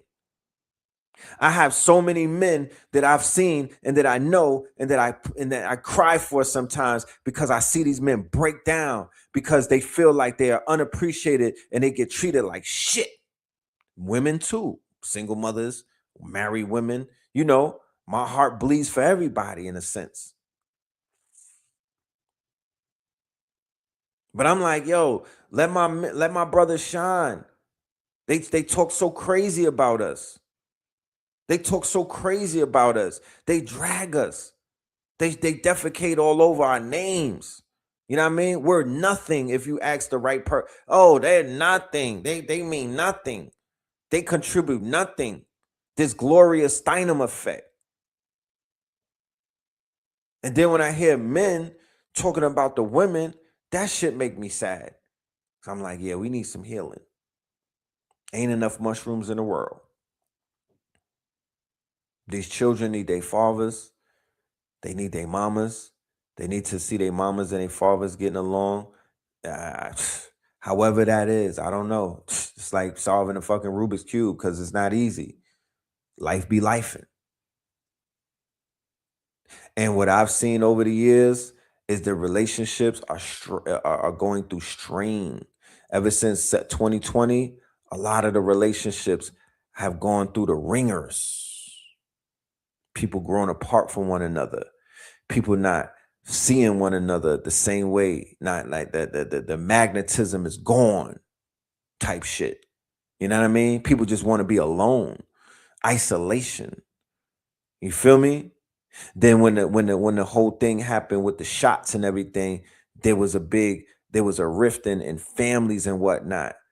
People is falling out with family members, falling out with parents, falling out with grandparents, falling out with their favorite aunts and shit like that. It's just mean in these streets. Look, a brother that I know, I don't know him personally, right? But I met the brother. And when I met the brother was, I felt his power when I met him. Let me get his name and whatnot. I got a text and the brother, he, you know what I mean? It's just a lot going on. It's just a lot going on. And you know, our people, this is not easy. This walk right here, you be thinking that this should, all you got to do is eat vegetables. You know what I mean? Get the shea butter and everything is going to be all right. And that's not how this shit is working. That's not how it works. It's not that simple. You know? So here the brother go, Prince.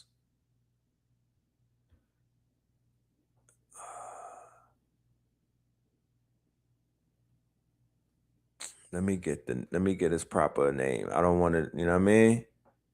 Because people be changing their names and whatnot. So I don't want to say the wrong name, but the brother made transition in his sleep, heart attack. You know what I'm saying? Powerful, bro. When I tell you the brother was powerful, powerful.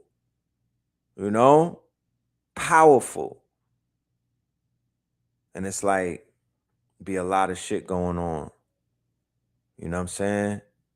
It just be a lot of ish going on. And it's like, we just got to know these things. We have to be aware of the preciousness of the times that we're in. We don't have no time to waste, man. No time to waste at all. Every minute should count. Every minute should count. You don't got no time to even hold grudges. Let it go. Let it go. The brother, one of my brothers sent me a text yesterday, and it was at the right time because my heart was going through some shit. And when the brother told me about the news with this brother, he told me, right? He said that he felt compelled to share with me. He said, make sure your heart is light as a feather. And my heart was heavy at that moment. And he said, make sure that your heart is as light as a feather. And when he said that shit, it really struck me and it really hit me. You know? And I was like, damn, I needed that, bro. Thank you. You know what I'm saying? Real talk. Like, I appreciate that because you don't even know. You know what I mean? And it helped put me in a better position. It helped, you know, it helped put me back into a mind state like, yeah, make sure your heart is as light as a feather, fam. Stop carrying pain and agony and strife and stress and don't hold no grudges type shit. You know what I'm saying? We could get mad deep with shit. We could get all deep with everything. But really, the thing that's taking down the people that I know is not deep. It's not like that the aliens is not taking my people down. You know what I'm saying? The Patriotic Front is not taking my people down. The Republicans are not taking my people down. You know? The Anunnaki, they not sliding. Last time I checked, that's not them doing it. The Anunnaki is not sliding and gliding. That's not what's taking the people down. Niggas is going down for stress.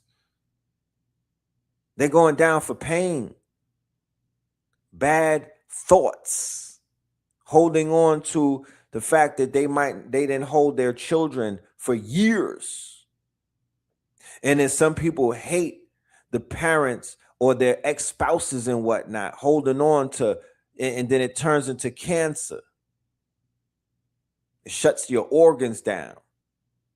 So we don't need we don't need the super duper high level information if people are succumbing to simple shit like that.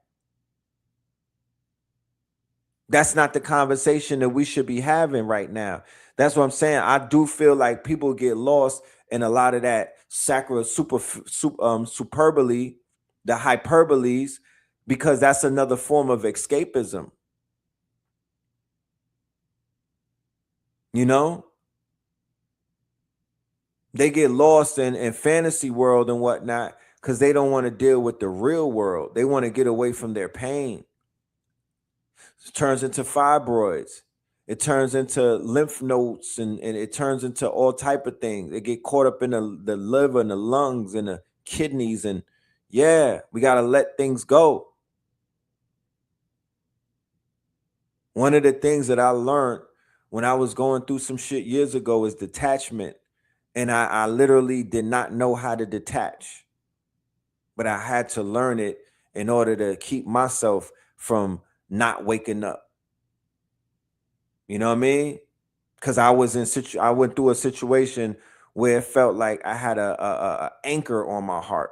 My shit felt like it was broken in 1,000 pieces. Dead ass. Couldn't even sleep. Felt like I got hit in the heart with an arrow. So the only way I was able to heal is I had to let some shit go. And that was the hardest thing ever.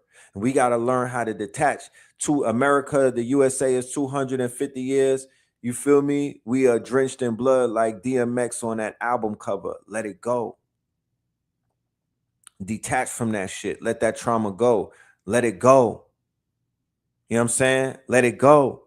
Because that's is killing us. It's weighing us down. It's weighing us down. So many people, I'm sitting back and I'm watching a lot of the new people, like on the TikTokers, and like Shorty that was just on, and she was talking about Young Miami. You could tell that she's just in the beginning stages of her consciousness, like Chocolate Godiva, the people that are in their beginning phases and whatnot. Right. And like people on TikTok and some of the IG people on my scroll and whatnot. And I'm like, yeah, they're going through their angry phase. They're going through their trauma bonding phase. You know what I mean? They're going through that phase where it's like you're angry and shit. You're mad and you're getting enraged. You're crashing out. Right? You're crashing out. You can see the veins in the neck popping out type shit. You know what I mean? People are like so fucking enraged they get cross-eyed type shit. Like, no. You got to get past that. There's phases to this thing. That's a phase right there, but you need to pull past that. Because once you get pulled past that, you start to laugh again. You really start to laugh again, and this shit becomes funny to you because you have to be able to laugh at it. And I don't mean laugh at it like it's a joke, and I don't mean to laugh at nobody suffering and whatnot. I mean to laugh at that shit like you smile in the face of adversity. That's what they taught us. They said that was the real power. It's not about getting hit. It's how the fuck do you get up? Because we all gonna get hit. I was teaching my son the other day, right? So I'm teaching him, fighting rules and everything. And he got his hands up and everything. And then I was like, yo, you're gonna get hit in the face. All of that blocking and shit like that, that's cool and everything, but I'm finna punch you in the face. And he was like, why? And I was like, because I want you to prepare. I want you to get used to getting hit. And then I hit him with when I hit you, you're going to get stronger. He's 6 years old, so I'm programming him. He said, he said, okay. So then when I hit him, I didn't hit him in the face. I just, like we boxing, slap boxing and everything. When I hit him, instead of him acting like it hurt it, he's acting like it's making him stronger. So an hour later, after him not turning down, turning all the way up, you know what I mean? I'm like, it's time to go to sleep, little man. He's still hitting me and shit. He's like, I'm getting stronger. I'm getting stronger. And it's like, in my mind, I'm like, look at what I done started. But hey, it is what it is. Like, yeah, I got to get him used to getting hit. You know what I mean? He could be Floyd Mayweather in the ring if he decides that he wants to be a boxer and everything. That's cute and everything, but he's an Aries. He is an Aries, but I gotta get him used to getting hit though. And then I want to program in his mind that when you get hit, you get stronger. You don't get weaker. You get more powerful. If I could leave. If I could leave, because that's my son. So if I could leave my son with any type of game, it would be prepared to be hit, especially as a black man. Don't cower to a hit. Welcome that shit. You know what I mean? Eat that punch and then come back even stronger. And he's an Aries. So, he has that tenacity already built in. His hand-to-eye coordination, he came with that shit. It's pre-programmed into him.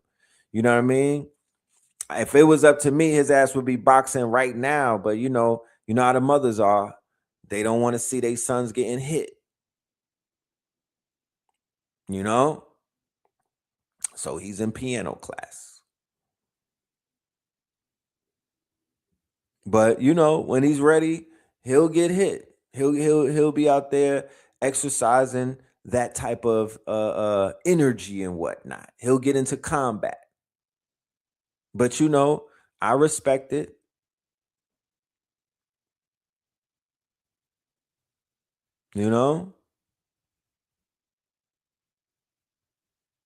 I respect it. But I want to raise, these children are like warriors, but I also want to raise them. He's also a gardener, he's also a gardener. He's getting hype. He planted some seeds the other day. We got the flower pots and everything on the front porch. You know what I'm saying? He's watering the pots.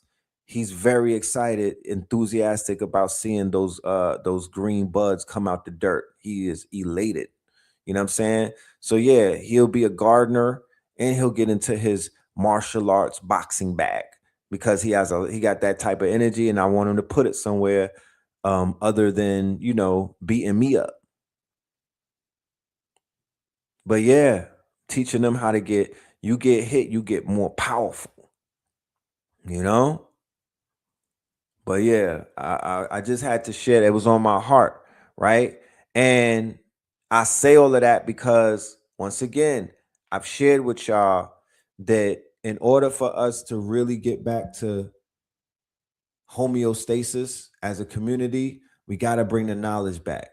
We got to bring the knowledge of self. I don't care how corny people might act like it is. Oh man, that shit is, you want to be Sharif and whatnot. What you trying to kick knowledge? Yes, I am. Because I come from the people that I was raised by. They was dropping knowledge. Check it out. Say that we are people with knowledge, wisdom, understanding, culture. We got the power to build over the planet Earth because we are the youth. We got the equality because we deal equal with our power.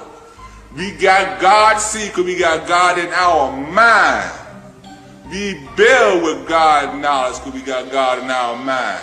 If you've listened to hip-hop for any length of time, you've probably heard rappers say things like peace, God, the cipher, knowledge, wisdom, build. For a lot of people, those just sound like cool words, but they come from one of the most influential philosophies in hip-hop history, the 5% Nation. Now here's what's fascinating. I don't think thousands of young black men were drawn to the 5% Nation because of numbers, or because of the supreme alphabet. They were drawn to what those things represented: identity, purpose, knowledge, and self-determination. See, one of the foundational teachings is something called supreme mathematics. Every number represents an idea. 1 is knowledge, 2 is wisdom, 3 is understanding, 4 is culture or freedom, 5 is power, 6 is equality, 7 is God, 8 is build or destroy, 9 is born, 0 is cipher. Now to someone outside, that may sound like simple symbolism, but imagine growing up in the late 1960s and 1970s. Many black communities were navigating the aftermath of segregation, economic disinvestment, unemployment, and limited opportunity. Then someone comes along and tells you, knowledge isn't reserved for professors. Wisdom isn't reserved for preachers. You can study,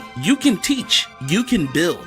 You can become something greater than your circumstances. Suddenly, the world looks different. The 5% Nation encouraged its members to find meaning in everyday life. Words weren't just words. Numbers weren't just numbers. Conversations became lessons. Life itself became a classroom. And if that sounds familiar, it's because hip-hop works the same way. Double meaning, metaphors, punchlines, layers. A rapper could say one sentence, and depending on what you knew, it could mean 3 different things. That's why so many legendary artists gravitated toward these teachings. Whether they formally belonged to the 5% Nation or were simply influenced by it, its language became part of hip-hop's DNA. So when you hear somebody say peace, God, or reference the cipher, you're not just hearing slang. You're hearing echoes of a philosophy that gave many young black men a framework for education, identity, and self-worth. And whether you agree with every teaching or not, it's impossible to tell the story of hip-hop without telling the story of the 5% Nation.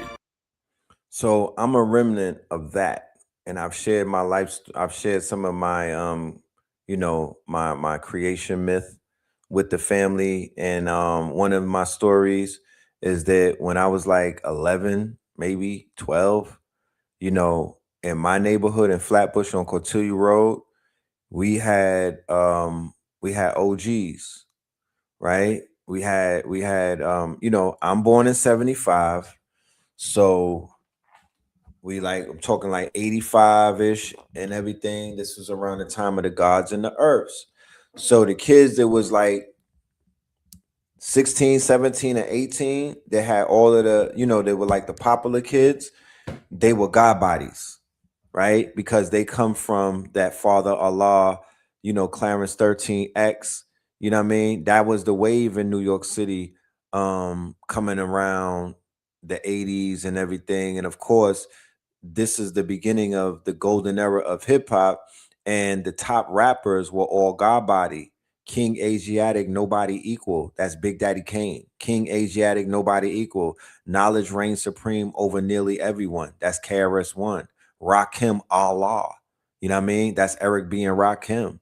And I could go on for days. It was a bunch of them, but those were the top. Those were some of the main figures in the game at that point, and they were all knowledge of self righteous. They you know what I mean? They were street. Remember, we talking street knowledge. We're not talking book knowledge. We're not talking fight. We're not talking, which is it's an admixture. It's very difficult to explain it in layman's terms. It's more of a cultural thing. They was in the streets on Rikers Island. The people that was holding it down, Fruquan, and it was the gods in the earth. When you saw the rise of people move, remember in Belly, the niggas that was moving crack was named Knowledge Born, right? That the gods exported the crack game out of town.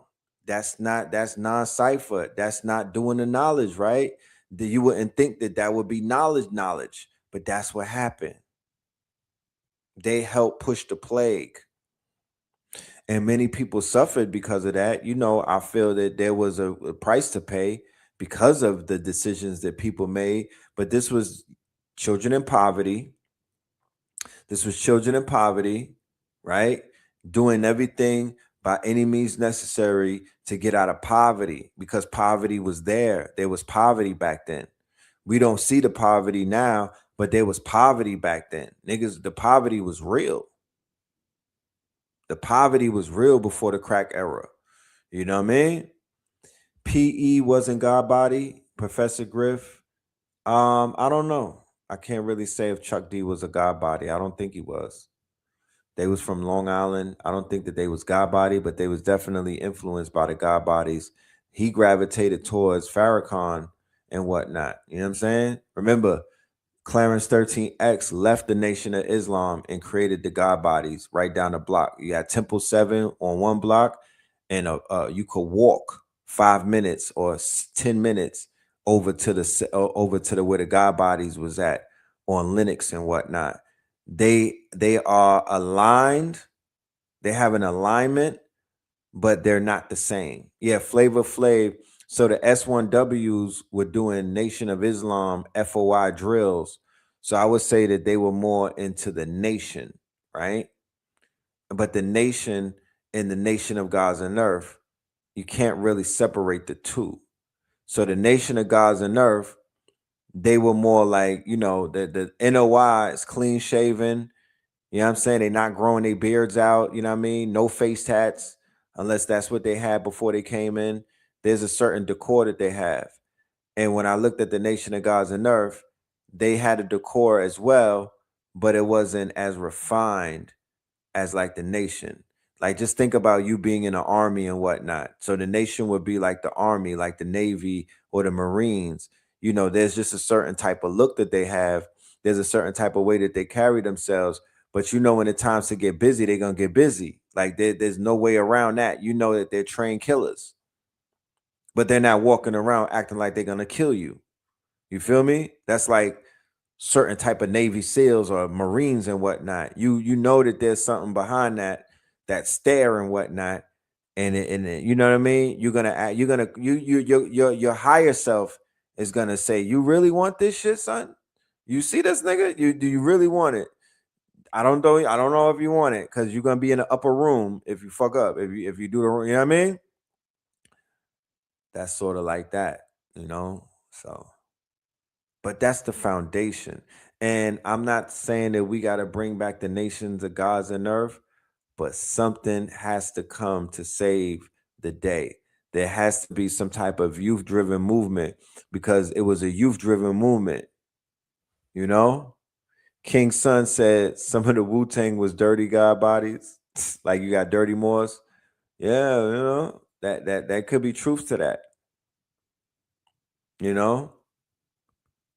There could be truth to that, King Sun, he was a bully. From what I heard, just icing them niggas, they was bullies. Because the Nation of Gods and Earth was robbing niggas too. They was bullying. That's another thing. They would rob you. If you wasn't one of them, you could get robbed by them. I'm not saying all of them, but they definitely had groups of God bodies that was out there catching niggas. Like in my hood, you had Science, you had Infinity, you had Life, you had Prince, you had Space. These niggas were thugs with knowledge. They was on the trains wilding. You know what I mean? They was catching Vicks and everything. They was out there robbing white folk. They was digging pockets. They was snatching chains. Like, they were on the land doing whatever it took to eat off of the land.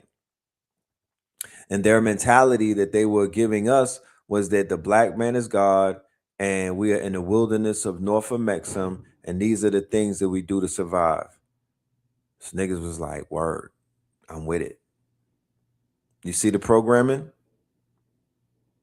You know what I'm saying? You see how the programming worked? They programmed us at a young age. The same way that the gang members are programming high schoolers and junior high schoolers with the drill and everything. We were programmed the same way. That's why I be saying, I understand what's happening. I get it. I don't condone it, but I understand it because I was in it,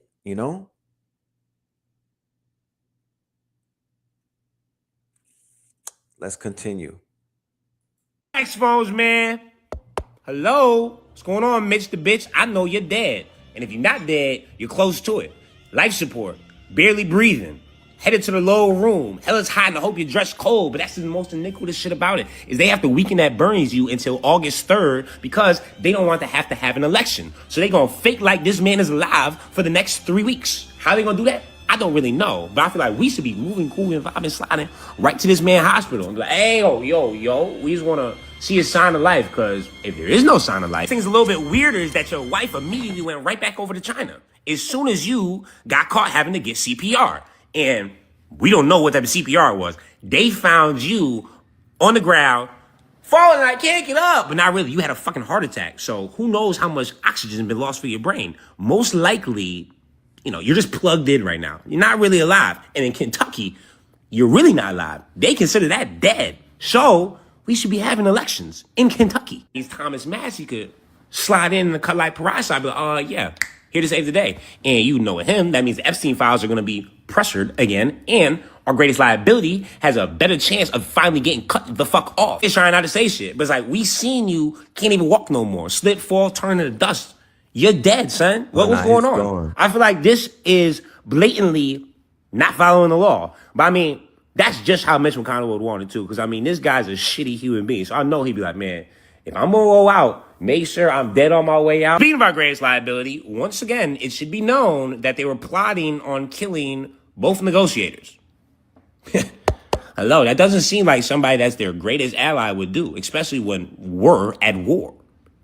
And that is on top of them planning things in the White House and planning things on our Secret Service to spy on us. At some point in time, I think the enemy is over there. Reporting iniquitous news, look who is leading for Prime Minister. Ben fucking Guyver. The literal spawn from hell, Satan himself. The guy that wears a noose pin and had a noose cake. And you're going to tell me that that civilian population over there don't have a couple problems? I'm just saying. July 4th, we, had a couple traitors. Yesterday, the enemy gathered mass in one place. Opportunity lost. A funeral? He wanted us to bomb a funeral. Do you understand the type of sick fuck you have to be to bomb a funeral? And they all freaking out because people burning a stupid-ass flag. On 4th of July, they should go to prison. It's no different from setting an American flag ablaze. What? It's very different. What are you talking about? You're setting a flag on fire of genocidal maniacs. It seems like a good thing. Also, the puppet got their new playbook that anti-Semitism is turning them into a Zionist, which, I mean, that sounds like one of the stupidest fucking takes. I'm so confused what their, little team huddles are, because they're really all very dumb. Here's the quickest way to turn Claude Code into... The sky's over. Google says their quantum chip. Hold on. In the apocalyptic end. Where's chocolate at? So, y'all know about the funeral that took place yesterday in Iran while America was doing their 1-2 thing, right? There was a funeral that broke world records. Okay, check this shit out. This funeral that is happening in Iran right now for Ali Khamenei is one of the greatest things that the world has ever seen.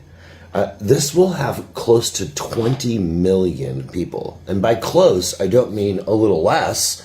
It could definitely be a little bit more or a lot more. This is the largest funeral that has ever happened in the history of the world. It's going to span a week. It's going to go through 2 countries. They're even going to go into parts of Iraq. Okay? And while this is happening, Trump is over in America with his big 250th celebration, which has been catastrophic since the beginning. And he's arguing about what his crowd size was at his latest speech on the 4th of July. He's saying, now there were 150,000 people there, which of course there were not. But there are 20 million people in Iran celebrating the life and memorializing the life of the supreme leader. This is amazing, man. This is like world history happening right now. And even Trump noticed it, and he's made comments now. He said, he's like, I didn't know that many people liked him. What an idiot. Listen, speaking of Iran, I am on my way to Iran. I'm planning a trip to Iran. I want to show you this firsthand. So please go to the link in the bio. Support me by buying my books. My latest book is called Understanding Islam. An agnostic atheist who's living in the Middle East shares his perspective. So it's a unique perspective on Islam, but I think you're going to like it. And this is what enables me to get to Iran. So please support if you can do that so I can get there. I appreciate y'all. The most haunting image from Tehran isn't the massive sea of black-clad mourners or the towering state architecture. It's the tiny, flag-draped coffin of a 14-month-old child sitting directly at the center of global geopolitical friction. While international media fixates on the sweeping political implications of Ayatollah Ali Khamenei's massive state funeral, thousands of crowds inside the Grand Mosalla are weeping over the smallest casket on the stage. His baby granddaughter, Zara Mohammadi, called Payegani, killed alongside him in the opening strikes of the war. In the ruthless theater of sovereign power, the regime is intentionally broadcasting this raw, human devastation to the world. They are converting an unimaginable family tragedy into an unyielding, psychological weapon of resistance, transforming a quiet family burial into a permanent symbol of defiance against the West. Welcome to the Unseen.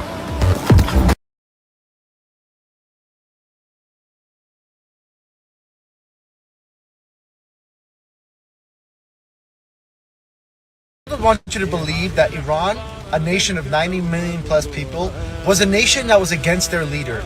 But with images and videos circulating all over the internet right now in the last few days, we have all been able to see that a funeral procession that's the largest in human history with over 35 million people.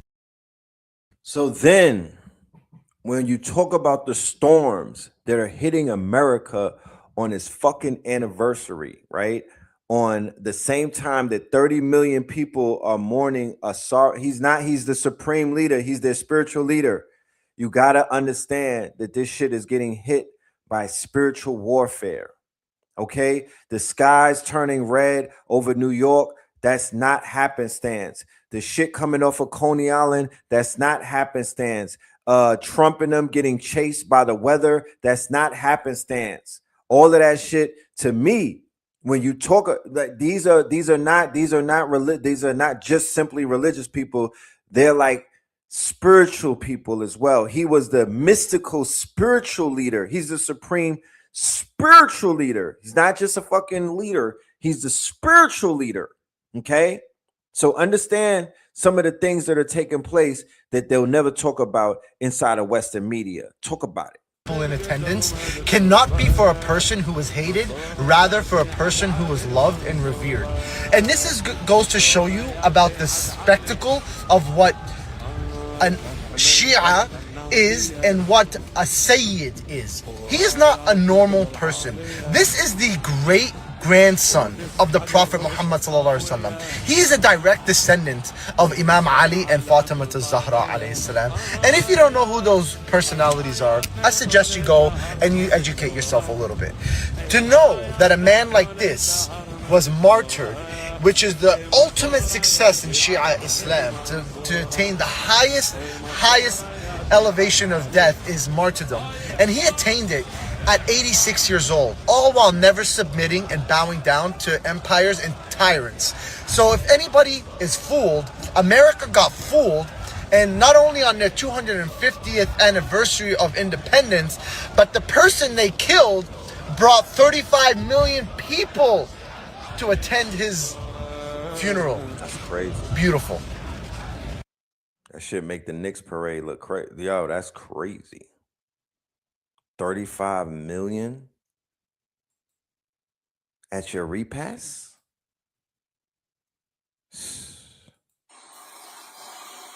What we talking about, fam? So this ain't the first time it happened, right? They go crazy over there when you kill their lead. Check this shit out.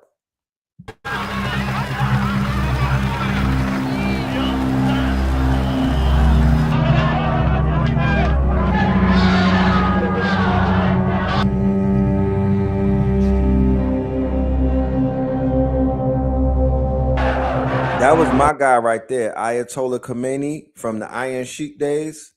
Yeah, that was my guy. I rocked. Yeah, when we was down with WrestleMania and shit like that, we used to fuck with this nigga.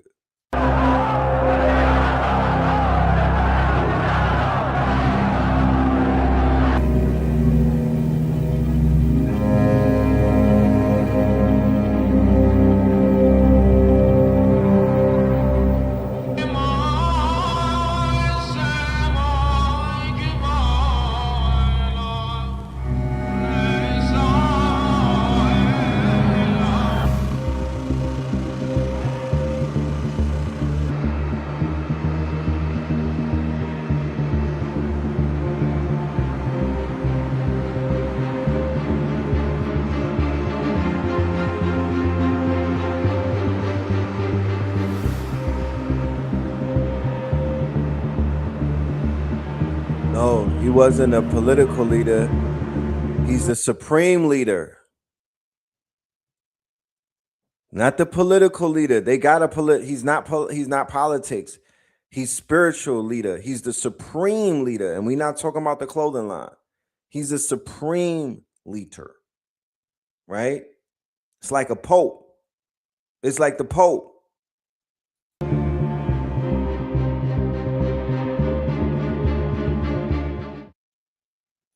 I didn't see him come out for the Pope like that. You know, maybe I wasn't paying attention. I ain't see him come out for Pope Francis. To the sport of football. Hold on, we'll get to you in a minute. Let's continue. So, while that was happening, this was happening.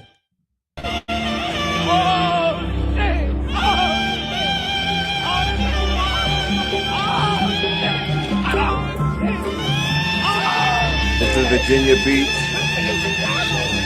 America.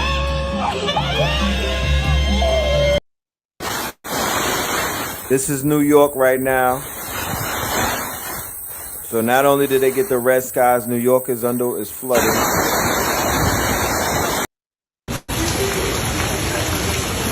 That's New York. I'm glad I stayed my ass home in Atlanta. Something told me, sit your ass down. You know, that's New York. Okay.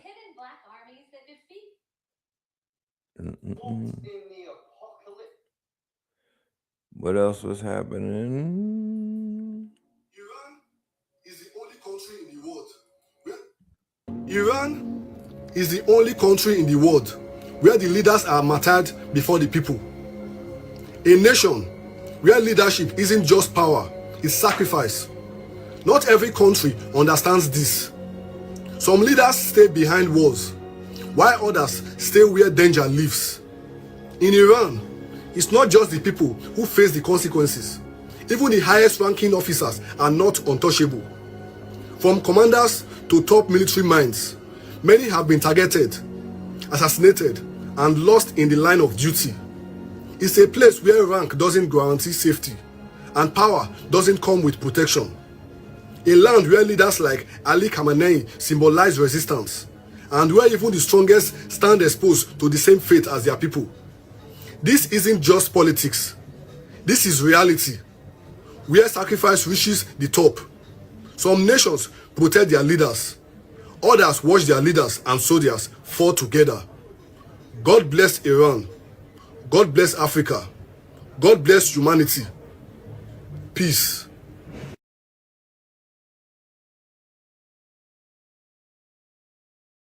Americans have no culture is because most of the things that have become associated with white people were black inventions. White people love vanilla, but did you know that vanilla was actually invented by an enslaved black teenager who was 14 years old? His name was Edmund Albius. He's the person who made vanilla a mass-produced product because he figured out how to rapidly pollinate these plants. Or number two, if you've ever heard of techno music, that was actually invented by black people in Detroit in the 80s, which now has become synonymous with a lot of white people in the US or white Europeans, when actually in reality this was purely the creation representation of a black person and black people. Or number three, the thing that I think of a lot is how white people have co-opted barbecue. Specifically in California, where I grew up, you will see a lot of barbecue joints that were actually white people's recipes that they stole from black people. It's very much a ripoff of the common Southern home cooking, which, you know, came out of the American South, both during slavery and during the Reconstruction era. So yes, white people don't have any culture, we steal it. And that has historically been the case, and that is why white people are so angry. If you know any other inventions created by black people but stolen by white people, drop them in the comments. Okay, bye!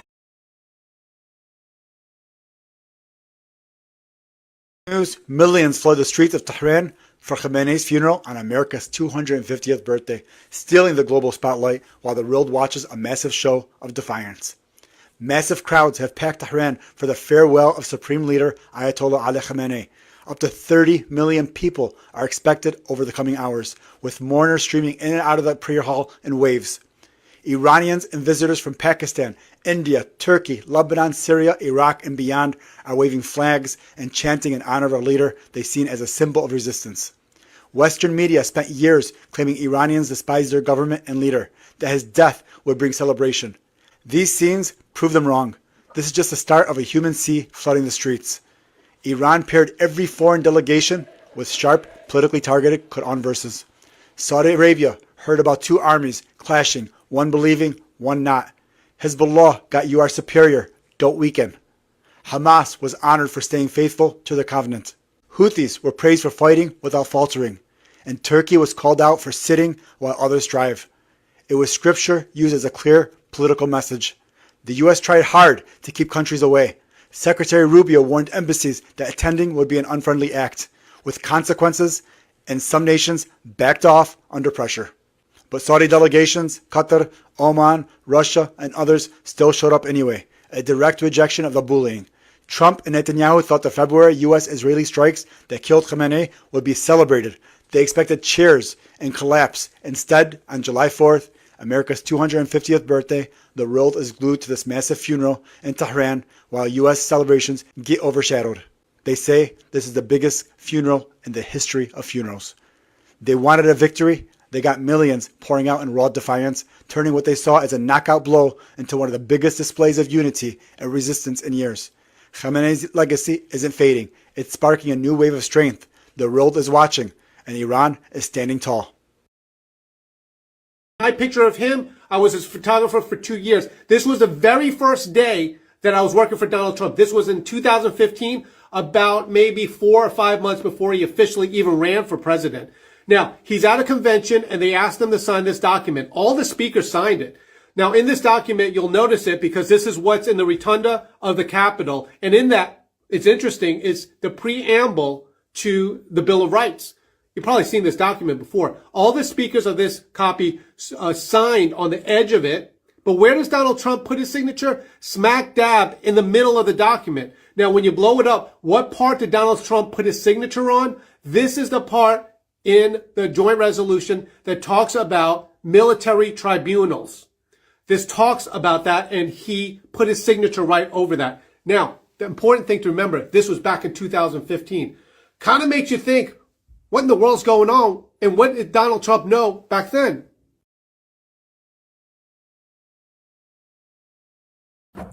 Real quick, we're gonna show this clip and end it on the World Cup. We'll circle back around and we'll get to more information tomorrow. But I just want to show you how dirty these people have been playing and how wretched these teams are, especially these Europeans and whatnot.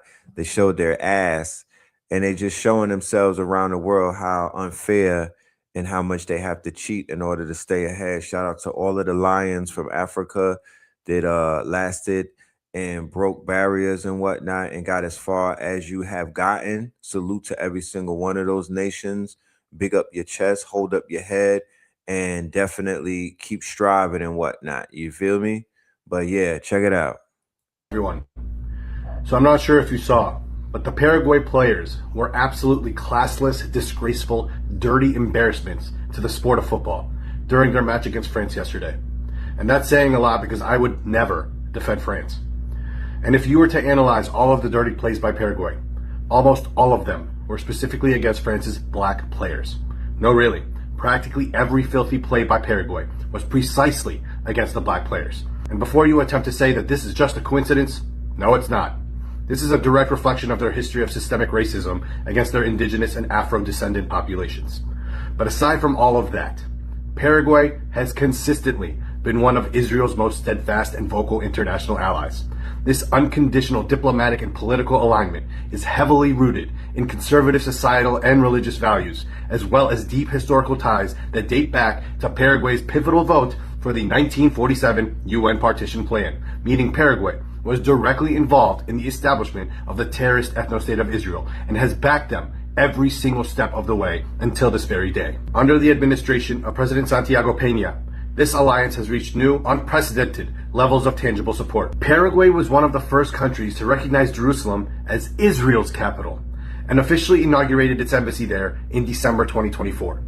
Paraguay was also the first nation globally to file a brief at the International Court of Justice supporting Israel in the genocide case brought by South Africa. Yes, Paraguay is defending genocide. And Paraguay actively votes against anti-Israel resolutions and voted against an arms embargo on Israel at the United Nations Human Rights Council. Also, Paraguay is one of the very few countries that has designated Palestinian and Lebanese resistance groups as terrorist organizations. So good riddance to Paraguay from the World Cup, as Paraguay is simply a blood-soaked appendage of Israel, and they can quite literally go eat shit. That part. Yeah, so that being said, yeah, same as Argentina, you know, and then we have England beating Mexico tonight, you know what I'm saying? So yeah, you know, this is interesting. But yeah, man, with that being said, ladies and gentlemen, I want to say thank you all. If you have not signed up for our quote unquote weekly, our weekly workshop that we're doing, it is called Get Built, right? And it features the good brother Hitsayu Aku and my good brother Ampu. And we are proactive. We're doing summer school every day on our school, right? 2 hours, 1 hour, 2 hour, 3 hours. Today we had Original Black God as one of our guest teachers and whatnot. And inside of summer school, we basically are just doing automations. We're building out agentic AI. We're building out AI films and whatnot, video games, Hicksfield, MCP. Y'all better take advantage of all of these opportunities that are going on right now. Don't let nobody lie to you. Hicksfield is the best site on the internet right now when it comes to AI. It's crazy the shit that you could do with it. So yeah, man, drop some money on them. But tap in with us. We doing big things. We doing shit that hasn't been done before. I don't know nobody that's doing this on the internet right now that's actually building. It's people that are talking, but we're building.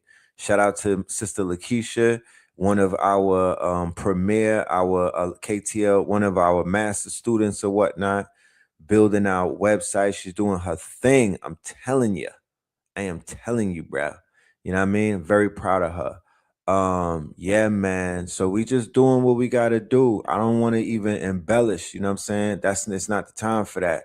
I'm just letting the family know I'm reporting and letting y'all know that outside of YouTube, yeah, we do the YouTube thing, but we doing other things as well. Bigger things than YouTube.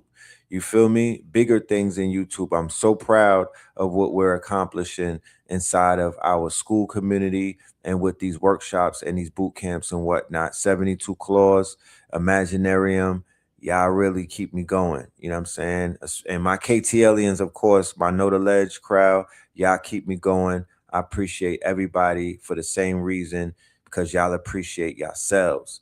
All right, I'm going to drop the Cash App because I've been asked in the audience for that. So here you go. You know what I'm saying? Make it rain on a brother. Yeah. Spin that shit. Spin that shit. Spin that shit. That part. You know what I'm talking about? Yeah, that part. Shout out to Young Miami. Shout out to Old Miami. The fuck? Shout out to everybody. You know what I'm saying? We don't have no enemies. We just have people amongst us who sometimes we just need to leave alone for a little while we go ahead and build our paradise and get our shit together. And once again, people that bump their heads, they wake up with bandages, and then they new people. So if they gonna bump their heads, let them bump their heads. You already know what it is. We got work to do. We don't have time to give out bandages. You know what I mean? Let them bump their heads. They're gonna be all right. We all bumped our heads before. We are, and look at where we at now. We okay. So let life do what life does. We are not here to save nobody. We are not here to put no capes on. We're not here to be congregational of judgmental people and shit like that. If you're gonna shake your ass, then shake your ass. You know what I mean? Don't let the rhythm you know what I mean, arrest your development. But don't be out there boosting either, my niggas. You know what I'm talking about? Don't be out there scamming and shit like that either. You know what I mean? Like, let's be mature. So with that being said, peace, love, and light to the family. Melanin Mondays. We'll see you mañana, inshallah. Y'all stay dangerous. Y'all stay focused. And we will see ya very soon. Theta waves. Peace.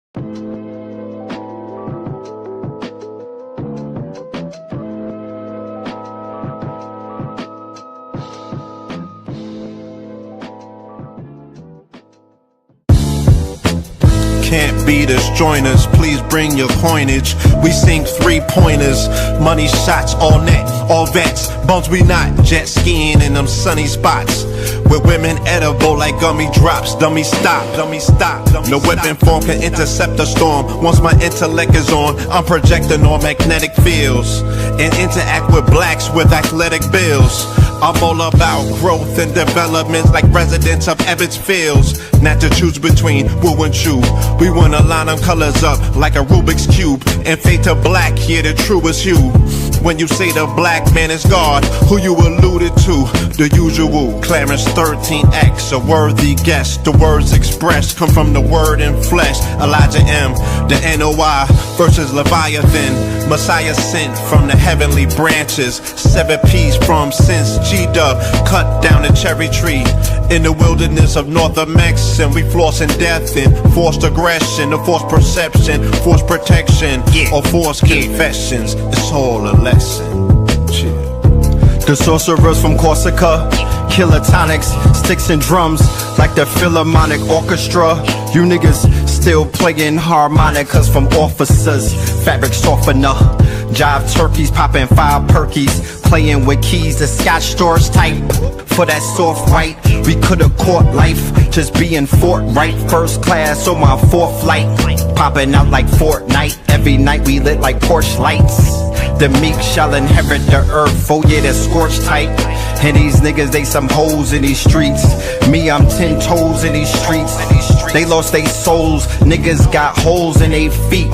Shit, I'm just worried about the craft and how to perfect it. Not worried about the craft, yeah, that's out of perspectives. Focus on the chip like I'm Robert Kraft, and then how to protect it. It's the waves of the oceans. Get to the money, nigga, save your emotion. Descendant of the slaves in the graves in the oceans. Mastermind that the waves is in motions. These niggas, they addicted to the folly, addicted to that molly. Making me a movie, them sticks made of holly. I'm Dr. Manhattan, sitting on top of Manhattan. When I get all 5 rings, snap my fingers and pop up on satin. Dressed in all black, yeah, drop top the Phantom. Blast.